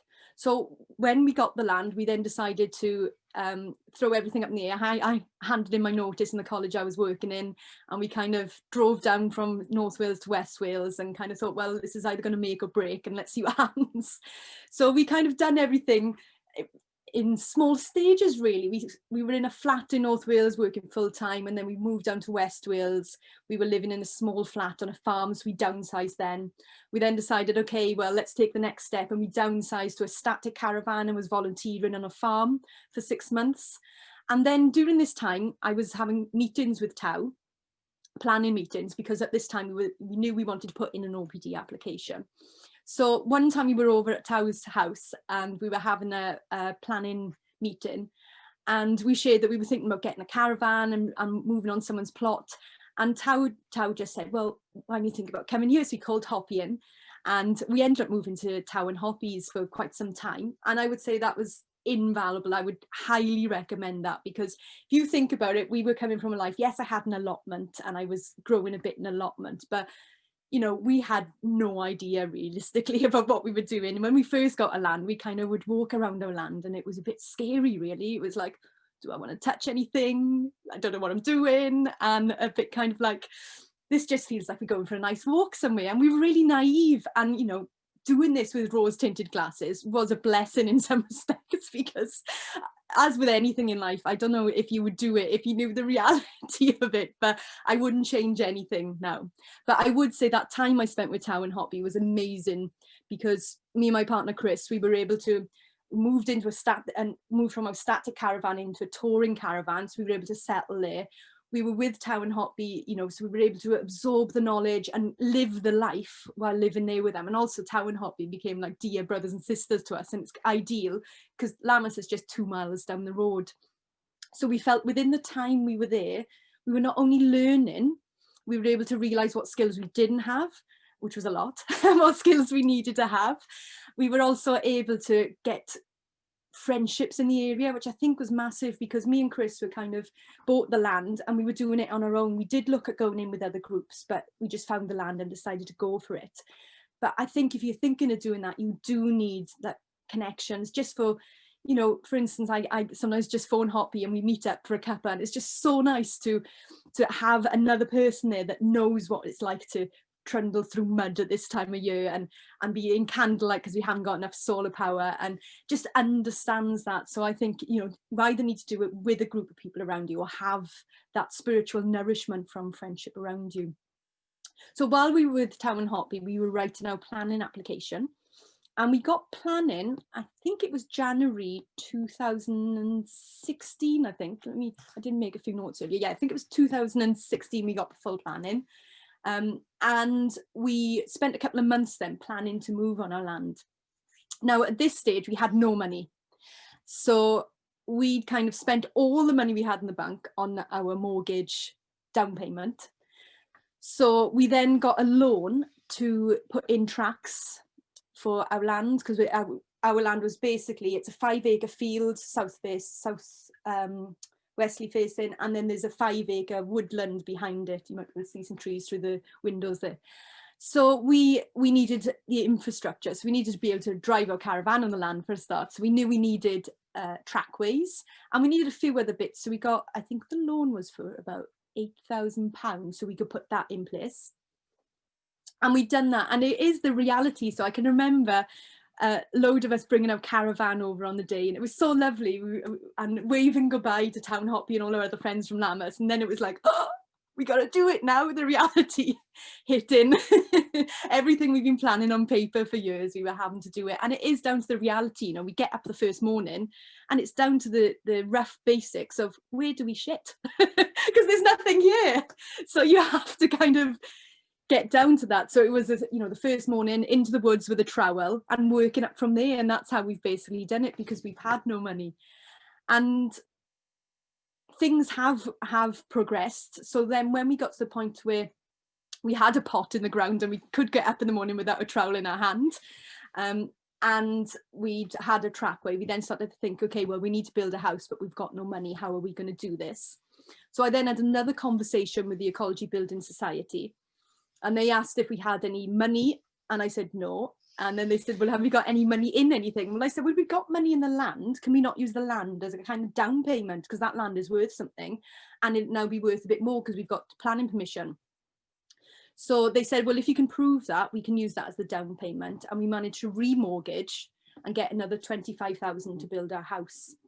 So we've now built a house, I'm in a house now, and we've built a very small cabin. It's under the Caravan Act, so we haven't had to do building regs, which has saved quite a few thousands.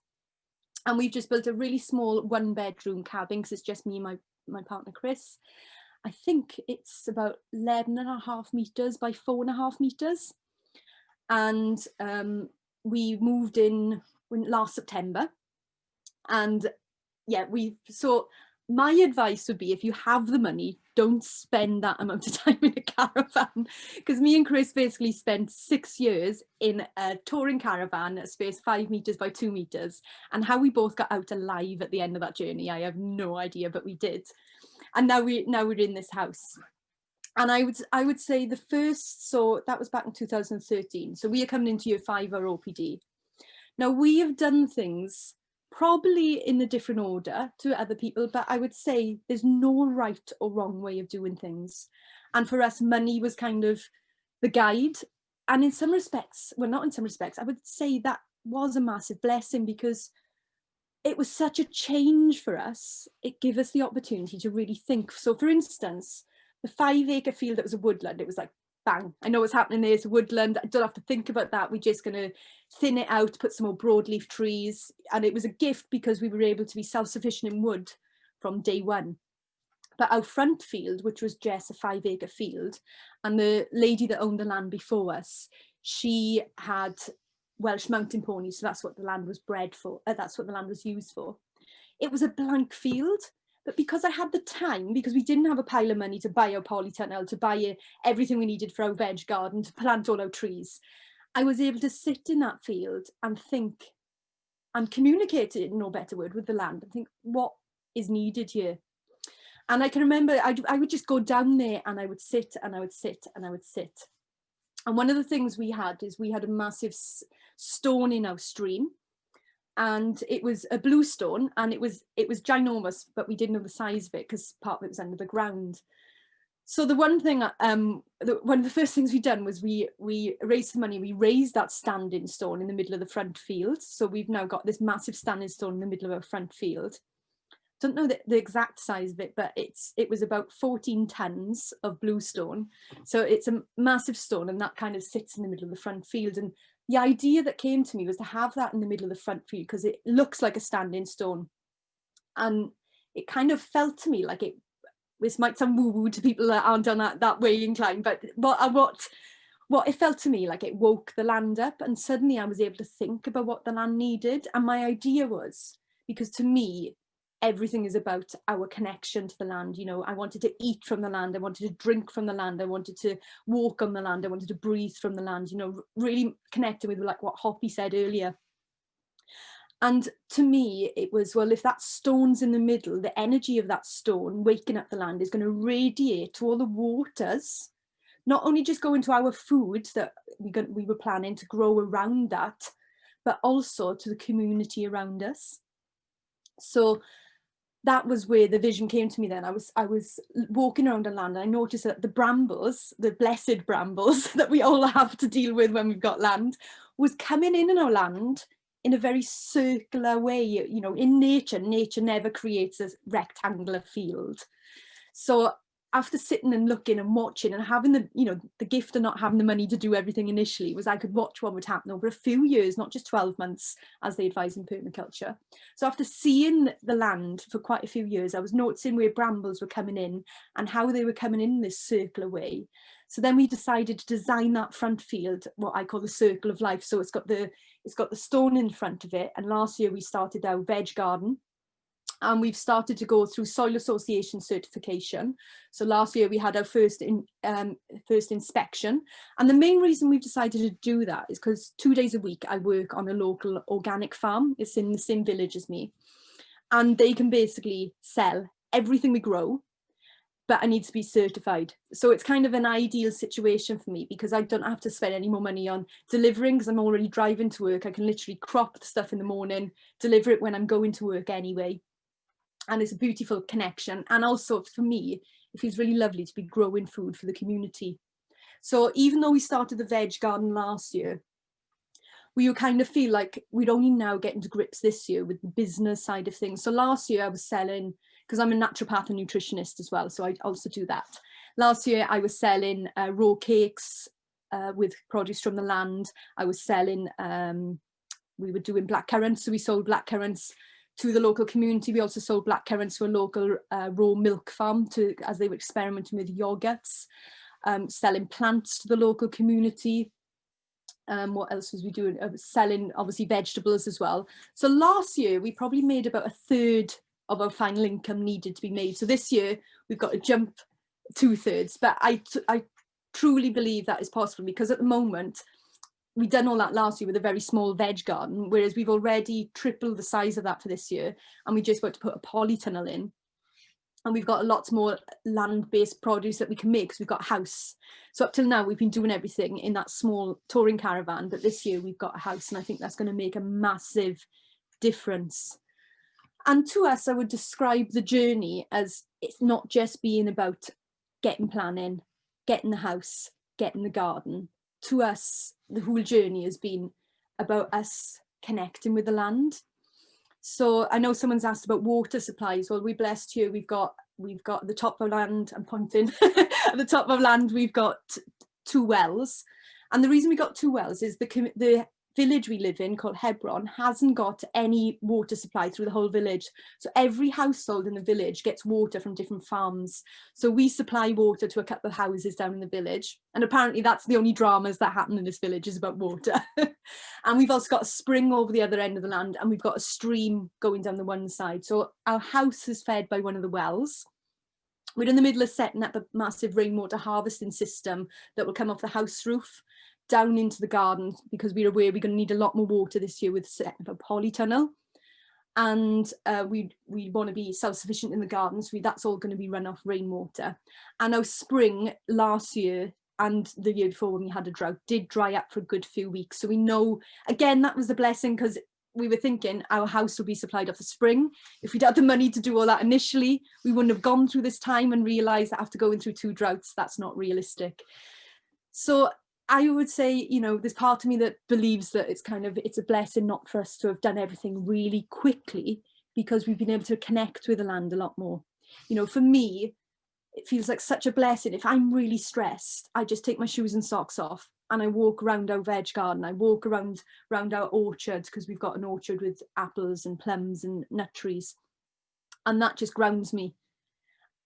And I believe that I came to this not just to do OPD, because it wasn't on my radar when we first bought the land. In some respects, I had no idea why we were buying land. I had no idea why I wanted to do this. It was like the universe was throwing me in that direction.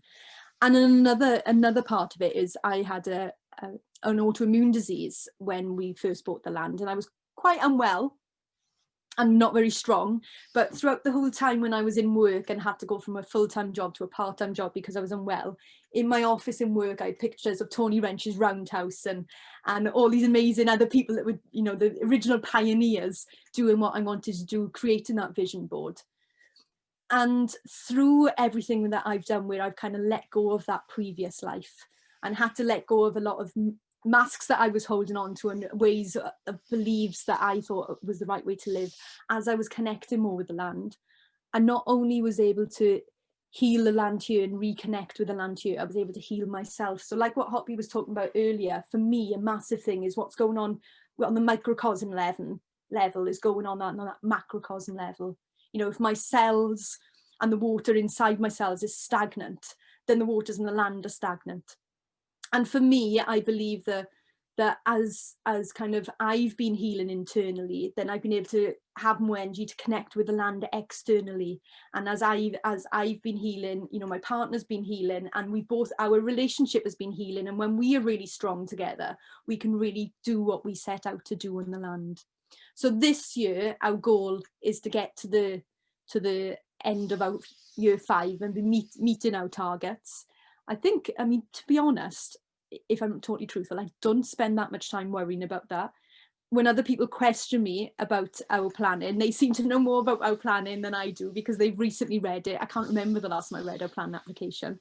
In fact, I'll probably have to do it soon because I have to submit our year 4 report, and I only usually look at it when I'm doing the report to think, have we met the targets that we were meant to meet last year?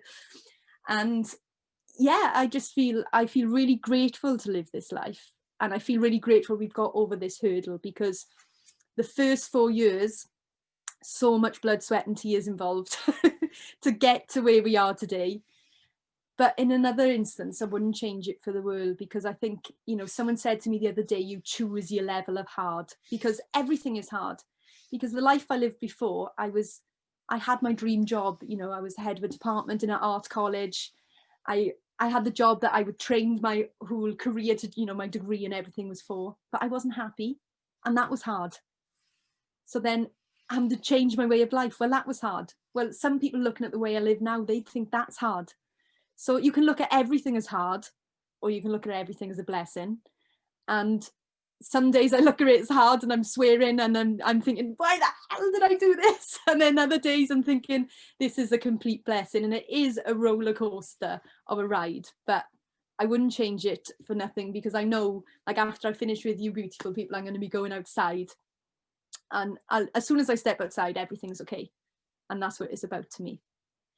So I've also got, I tell you what I can put in the chat is I've got a tour video that I've done on YouTube, because I run a little YouTube channel more for naturopathy, but it kind of all combines with my life here. And I've done a tour of our place last summer.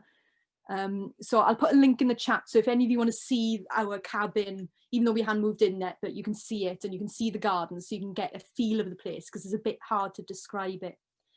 But I'll probably bring it to an end of me talking, and I will take any questions that you've got. I know some people have got some questions. So I've answered the water supply. How do you pay your mortgage? Well, we do work, because as I said, we come into this with no money, so we do have to work. So I work in an organic veg farm 2 days a week.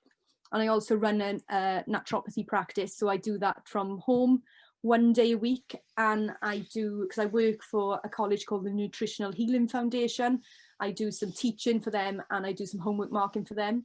So I've got quite a few little jobs going on, and my partner, he's done different jobs. So he's worked as a carpenter, because he's developed the skills on an eco building site, and he's currently doing a degree part-time. So we do, even though the job here is full-time, we have to make time for another full-time job, because we have to earn money. So yeah, we do earn money to pay the mortgage, because we have to.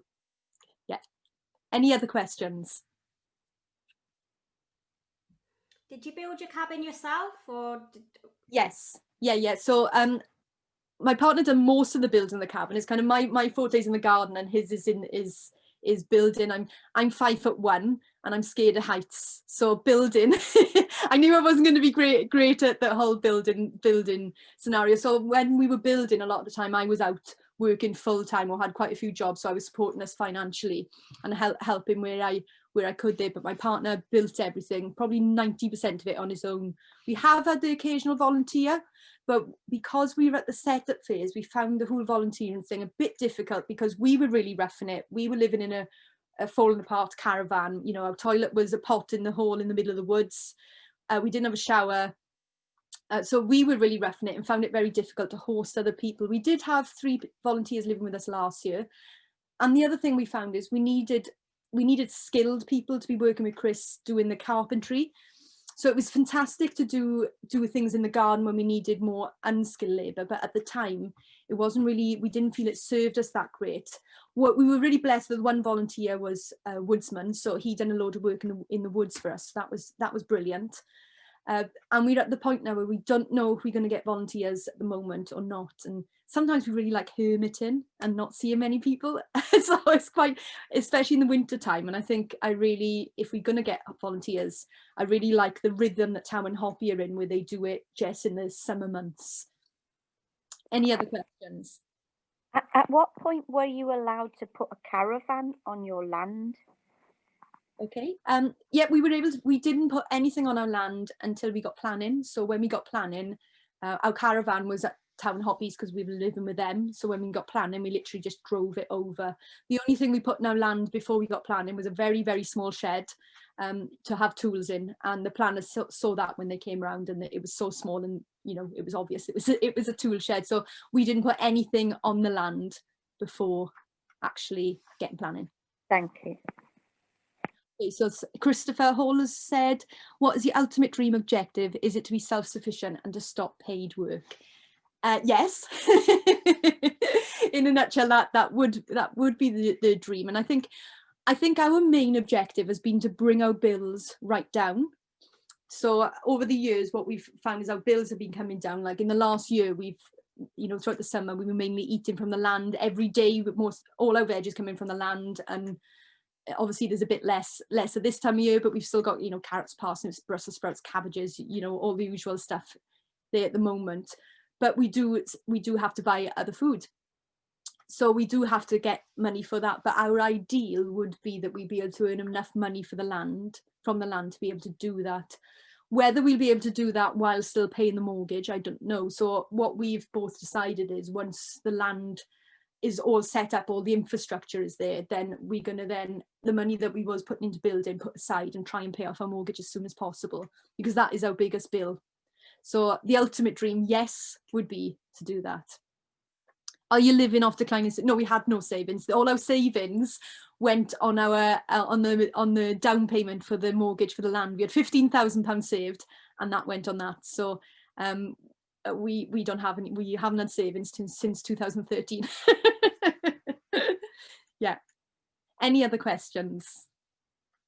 What do you do if you have an absolute catastrophe? I don't know what a catastrophe would be. I mean, you talked about solar power, I think, and not having enough energy. So if you had to, I don't know, replace, I won't say replace a toilet, but do some big alteration, and you go, right, well, we haven't got 400 quid, so what do we do?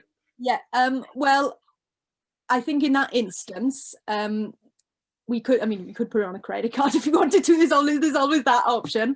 But I think in that instance, what we've generally done is just waited till we have got the money. Like our solar system, for instance, we bought all the solar panels secondhand. My partner learned how to do it all himself. So we've it's very much a make do amend situation then, because and we started small. So for the first 2 years we were living in the caravan, we had no electricity at all.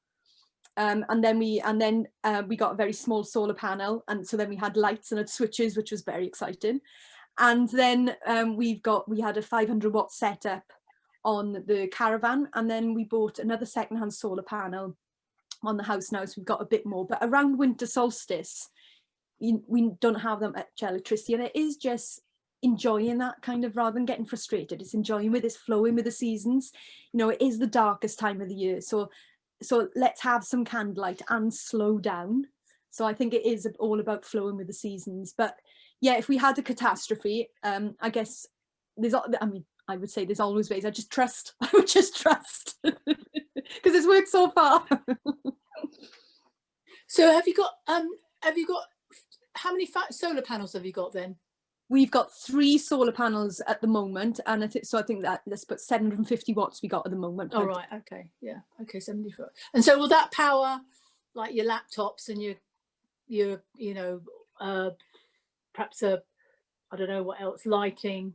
Yeah, so that generally powers our lighting and our laptops. Around winter solstice, because obviously I need a laptop because I do online consultations. Yeah. So we were down to candles, but we did always have enough energy on a Tuesday for me to have enough energy for the internet and for my laptop for that. So you wouldn't use a generator We have got a generator because we did have to use that for power tools. Yeah. So Okay. when we were building, so we have got that. And also when I decided to do my consultation practice from home, I did need a backup for that. Yeah. Because, and have you got lithium batteries, or what sort of batteries have you got then? We've just got leisure batteries, lithium batteries. Ideally, we'd love lithium batteries, but they're way too expensive. I know, exactly, yeah. So, our goal massively expensive. I know, batteries. yeah. They last a long time, but I don't know. And environmentally, I'm not quite sure, you know, the environmental impact on that. So, yeah. Thank you. Asking how much the land cost, and somebody else said it. They think you said, but do you want to just? Yeah, it was £50,000 for the 10 acres. And when because we were getting a mortgage, we had to get a formal valuation. And when the estate agent came out, the front fields were, my maths isn't great, but I think the front fields were about £6,000 an acre. They were valued at, but because our back fields where the conifer plantation is, it was planted as a Christmas tree plantation and then left overgrown, but obviously we've thinned it all out now and there's some broadleaf trees in there. That was only valued at £3,500 an acre because it was classed as scrubland, because basically it's classed as, can a farmer come on here, put some cows on and are they good to go? Well, they weren't. So we basically had it for a lot cheaper, and honestly also land prices have gone up quite a bit since then. So we paid roughly £5,000 on average, £5,000 an acre, which I would say in this area now you'd probably be looking at about 9-10 grand an acre. And do you think it was easy to get planning permission for you because you did a smaller structure? I don't know if it was easier because of that. I mean, there was a group put in for planning the same time as us, and they had a bit of conflict from neighbours, and that is why they had to appeal to the Welsh Government, whereas we were blessed as we didn't get any objections and just had support letters from neighbours. So we didn't have to go to committee. We were the first OPD that didn't even have to go to a committee. We basically we just got an email to say we got planning one day, which was fantastic. So I think it depends more so on your situation, the area, than anything. Because when I spoke to our planning officer, he said if you get 3 letters of objection, it has to go to committee. Whereas down the road, 2 miles down the road in Pembrokeshire, it has to go to committee anyway. So every county is different, but I would say it's all down to local objection or support, really. But so it's more like the building regs you got. It was helped by. You said something about the building regs at the beginning. Our dwelling doesn't have to adhere to building regulations. Obviously we've made it safe for us, but we don't have to adhere to the building regulations because of the size of it. So it comes under the Caravan Act because of the size of it. So it's built within the size of a static caravan, and in theory it could be moved off site on no more than 2 lorries. Well, it'd be 1 lorry because it's very, very small. And we could. Have you built a tiny house then? And did you do it on a trailer? No, it's not on a trailer. It doesn't have to be on a trailer. It just needs to be theoretically moved. So ours is built on plinths and it's got brackets connecting to the plinth. Yeah. Not, I mean, we don't find it's tiny because we lived in a very tiny caravan. No, but I mean, I think environmentally, especially for what we're looking at, what we want to do, I think, the low impact dwelling and the tiny house is a really good, you don't need a lot of space. I'm quite happy. I mean, especially if you like to be outside most of the time, which I do, you just need a place to, perhaps catch up on your emails or whatever you need to do. And then, the polytunnel, you can seed and do things in there, can't you, really? Yeah, I totally agree. We haven't got children. We don't have plans to have children. And so it's just the 2 of us, and outside is our house. Inside is our kind of winter dwelling, really. We just come in here like an animal, hibernate in the winter. Yeah, nice. And did you say you got a wood burning stove? Do you cook on that? We got a wood burning stove in the house, so all the house is heated from the wood from our woodland. Okay. And do you cook on that? Do you cook on that? We do sometimes cook in it. We got a mixture. We have got a gas cooker as well. We, like this morning, cooked porridge on it, and we've got a Dutch oven that I put on it, and we can cook jack potatoes or casserole. So we try to use that because it's on anyway, so it makes more sense. Yeah, cool. Great, lovely. Thank you so much. I don't know if you want to answer just the last question. And did you go tell your neighbours about your plans, and are you overlooked at all? Yeah, we just off the main road, so we are overlooked. And we told all the neighbours straight away because I didn't really want anyone wondering what we were doing. So because we were coming back and for the land, because we were, we were in the area, I got to meet all the neighbours, and one neighbour, we went down to meet them, and basically if we tell them, everyone in the village will know. So we told them, and then everyone in the village will know. And we were just really open. I think because Lammas was down the road, they understood what that was. I think it was easier because we were only one. I think they were wondering whether we were going to be load of people moving on. I wonder whether it does help, whether, you know, we are Welsh, so I don't know whether that helped. I mean, we're not from this area, you can probably tell from my accent, I'm from up in the valleys originally, and we're not from West Wales, but it's not far, so I don't know whether that cultural connection helped, but we were just really blessed, really. Our one neighbour, he's kind of a grumpy old man, and every village needs one, and he basically said, we don't want you here, but we don't want anyone here, so that was fine. And we had an open conversation about it, but yeah, we were really open with everyone right from the word go. Any big dietary changes? No big dietary changes. I mean, I'm vegan, so I've been vegan for about 16, 17 years. So I'm kind of looking at ways of doing that on the land, looking at more ways of doing that. But I mean, we generally eat, me and my partner eats eggs, and occasional bits of meat. I don't, and so we generally eat most of the vegetables off the land, and we eat gluten-free most of the time, so we haven't got to worry about buying in flour. I do try to buy most of stuff that we do buy where I can buy a UK base. What I can't grow, I will buy. So I buy lots of lentils and our legumes from Hodmatods if I am growing it ourselves. I buy our oats from Scotland. Along experimenting with growing those this year. Yeah, so no big dietary changes. Oh, thank you so much for your time. It's really appreciated you volunteering your time like that and to share that. Hopefully that's inspired a few people. Yeah, definitely me. It's good to meet you virtually. Yeah, so now we've got like a little chance now. I don't know what anyone wants to do, if they want to have like a general chat, or if you want to go into break rooms, just have a time to reflect. I think going out to breakout rooms would be nice, so you can actually just have a little reflect and talk. But it's up to you really. Is most people in North Wales, South Wales? Bit of both? Any? I know some definitely north, south. I don't know if it's north. I don't know if it's like it being in Cumbria or as lot. I was going to say you could maybe separate into North and South Wales if you want to talk. North Wales, South Wales wise, or we could have a general here. Any tips? Anybody got any wishes? We are small enough to just have a little discussion here. Yeah, discussion here? Okay, brilliant. Decision made. I'm going to head off into the sunshine, so I'll say goodbye to you all.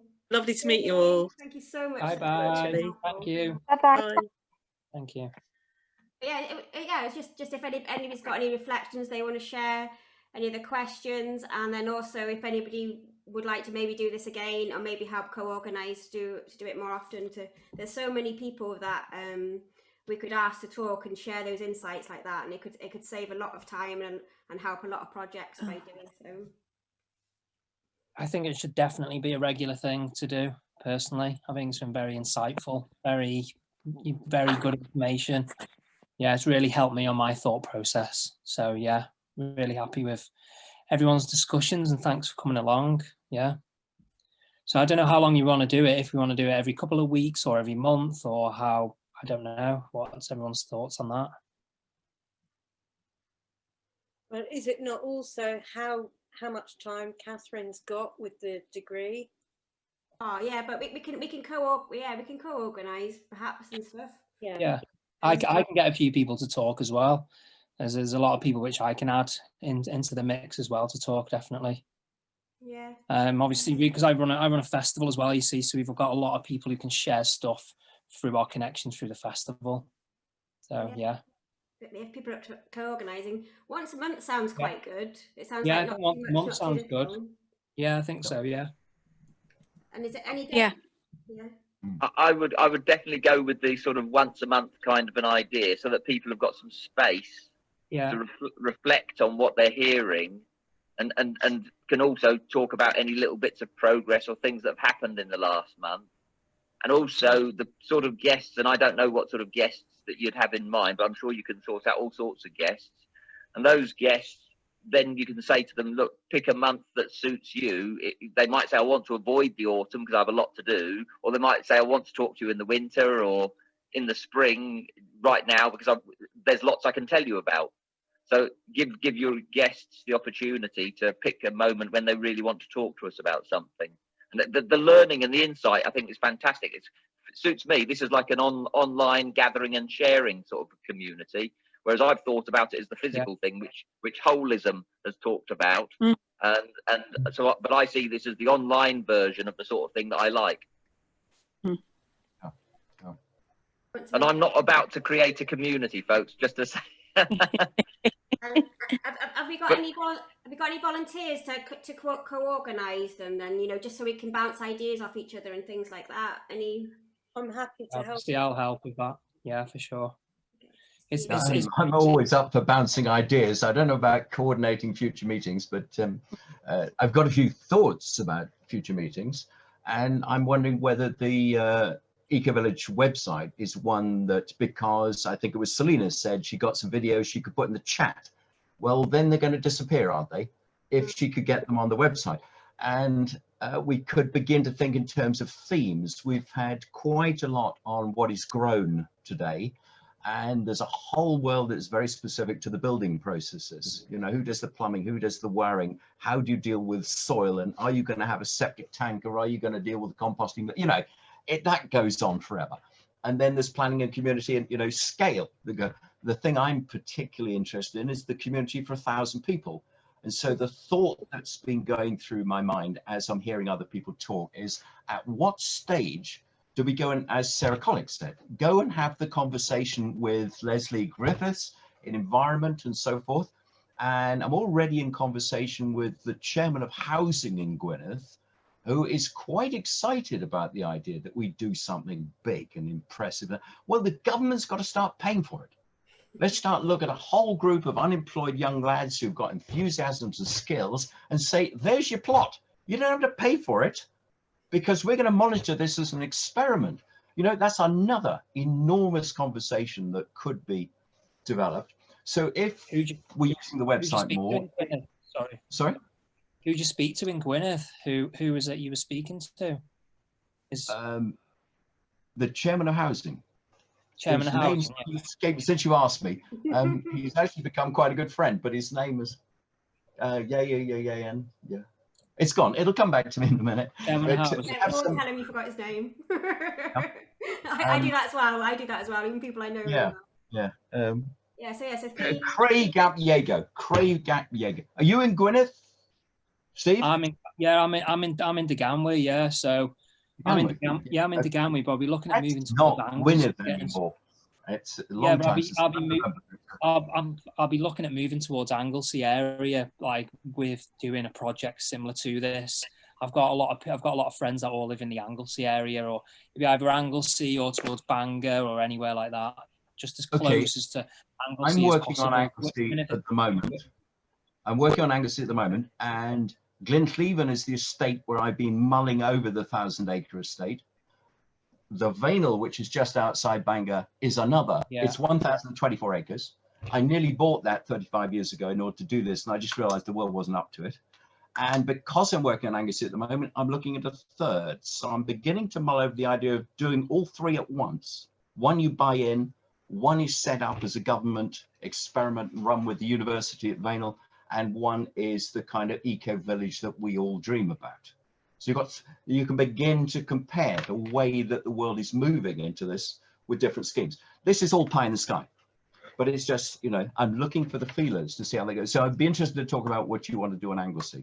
If you, yeah, obviously, you know, we've got a huge collective of people as well in that area, and with our connections through the festival and with the charity that I run, I'm a very driven person myself, and what, you know, I want to, as I say, create what I'd call like a communal wonderland. Really, that's my future goal in life. I'm in the process of, so I've got about 35,000 pounds at the moment in the charity, which will be looking at buying some land and rewilding, but obviously that's a separate project.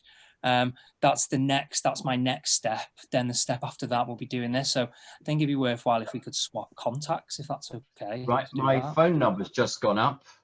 My email address is just going up because I told Christopher to get it from Catherine earlier. But why not? Let's make this simple.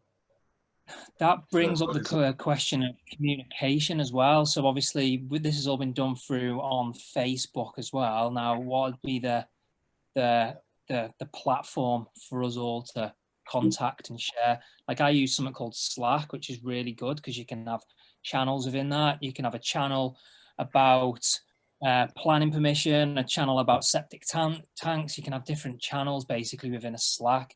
So it works a little bit like WhatsApp without having loads of threads. So I'm not sure what other people's thoughts are on that. I think there needs to be a platform for us all to talk in but without it being one huge thread, because some people might want to talk about growing of vegetables, whereas some people might want to talk about planning. So if you end up having one just space where everybody just talks all together, everything will get lost. Yeah. So okay, well, on the Facebook sites, Catherine, do you have different streams on the Facebook site already? And there's a group, isn't there? And then you've got like different threads accordingly, and you can search for different. In the little space at the top, you can set up, you know, agriculture, buildings, community, so forth, so that we can then stream conversations down. Yep, would that suit, Steve? Yeah, it worked through Facebook. I say I use a program called Slack, which is perfect. But obviously, if Facebook, that's what everyone's used to. That, you know, you'd have to learn a platform called Slack. But if we were using Facebook and we can do it on that way, perfect. Yeah, I don't think it would be worthwhile splitting subsection and everything off, really. Yeah. What is the Facebook site? I don't know.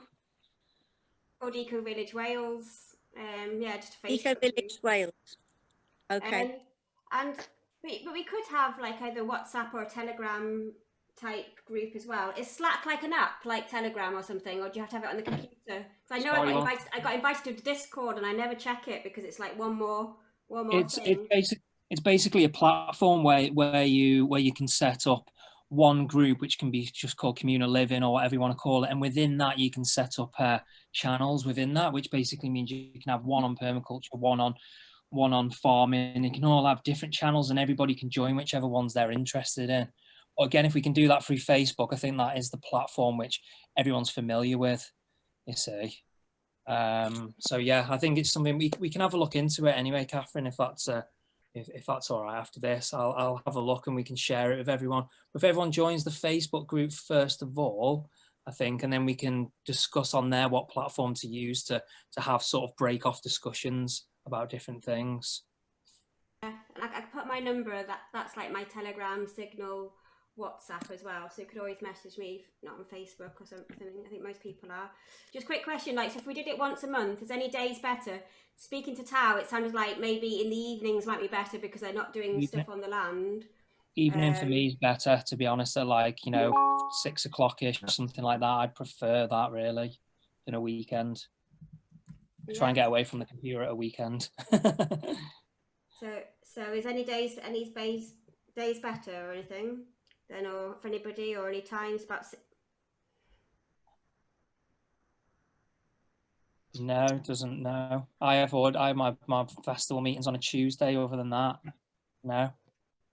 So like an evening. If in that the week suits people. Evening in the week on days. After my bedtime, I get no peace.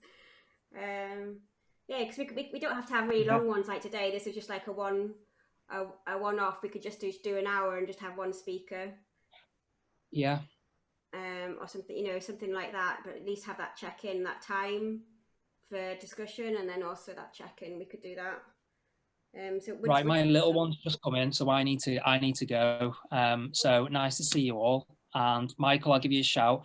Everyone keep a look on the Facebook group and we'll put how to work our communication out through that. I think is best.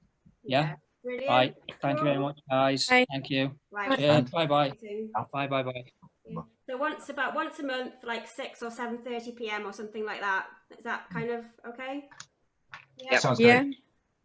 If I can just chip in one other thing is that what I find, I mean, I belong to a Chorlton cluster cooperative gathering, Chorlton being outer Manchester or greater Manchester or however we want to refer to it. And they tend to meet once a month on a Saturday morning. So it's a bit like a coffee morning sort of a gathering sort of thing. but they're actually quite strict on themselves so that they don't sort of lose track. They just say we'll gather for 1 hour, and I think probably giving yourself we'll pin it down to a bit of a time, and then you say what you want to say and you move on, and that sort of encourages people to realise we've got 1 hour and that's it, and they're very focused. Could do that. So like We do, yeah, we do the same with our spiritual group. We meet from 8:30 to 9:30 on the dot, but the channel's then left open. So anybody who wants to sit and discuss, but it's absolutely clear that the meeting's over, go, you know, and the 6 people who want to keep going. We did that in a wine bar for 10 years. You know, we had a 1 hour, but so sometimes we went on the hour something, but again, I don't know how to do that online, but it's an interesting principle. I'm with you, Christopher, that you have a cut-off time. And if people want to take it further, the 3 of them who want to sort of keep it going can do. Yeah. So yeah, so 8 to You 9. pass over. I've got no idea what evening. Most of my evenings are full, but I'm sure there'll be one that is free. I'm sure, like it, yeah. So we can work that on the group. Brilliant. So Facebook group. And then also, if anybody wants to message me, then I could also set up a WhatsApp group, or something like that, or Telegram as well. Yeah, there's lots of people on Telegram who would probably love to tune in. Yeah. Could do a bit of both, and a bit of Telegram as well. Telegram better. Yeah, that'd be great. Would you be okay to add me on Telegram and say who you are then? Yes, I'm Jenny Jones, so I'll add you. Yeah. I'm not called that. I'm called Tree Friend on Telegram. Just in case you know, so you know who's talking to you. Nice, yeah. Because we can utilize. Oh, so Catherine, what are you called on Telegram? Catherine, what are you called on Telegram? I don't know. Am I called something? Maybe I might be called. Oh, well. I might be called that. I don't know. I don't remember having a name for Telegram. Okay, might be I'll look Catherine. for that. Thank you. Creuynni, Thank you. on Telegram. Yeah, probably. That's really Thank you. easy to find Creuynni as well. That'd be good. Then we can talk a bit more, and like, there's other questions like, do we, offer donations for speakers and things like that as well, or if it's only like, if we're only speaking for half an hour, I think most people won't mind just sharing. I think so. There's lots of little questions like that, but we've got so many people that with so much great information. And if it's like 8 till 9, maybe like one speaker for half, sometime like before and after to talk, and then also have somebody sharing their experiences, something like that could work. Really nice. I've copied the tour thing so I can put it into Incredible Edible, and then you can move it to wherever you want to move it, Catherine.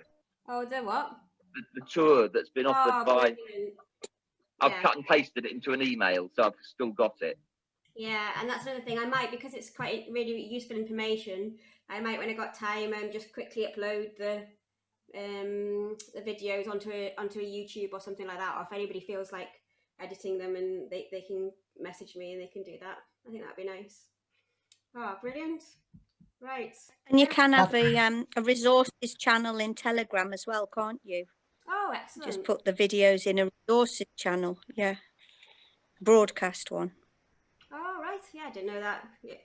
Okay, you're the boss of Telegram. You just bought it yourself. Yeah, I've still got to explore it. I'm on it, but I've still got to explore everything. Excellent. Yeah, yes. Do you want to say something, Michael, before we go? Catherine, yes. The things that we've just been discussing, are you intending to send out a short note to everyone who's been today? I could do. Because half have left. So the things we've just been discussing about when to meet, how frequently, what kind of themes we might discuss, how to go ahead, send it out to everybody on the Eco page and say, we're going to use this page, we're going to start talking to each other and building themes. Get involved, and let's focus perhaps once a month, something like that. Yeah, that'd be nice, just to check in. Yeah. Even if we just come together and just like what's happening for you and what you've learned, I think it'd be nice to check in, isn't it? Yeah.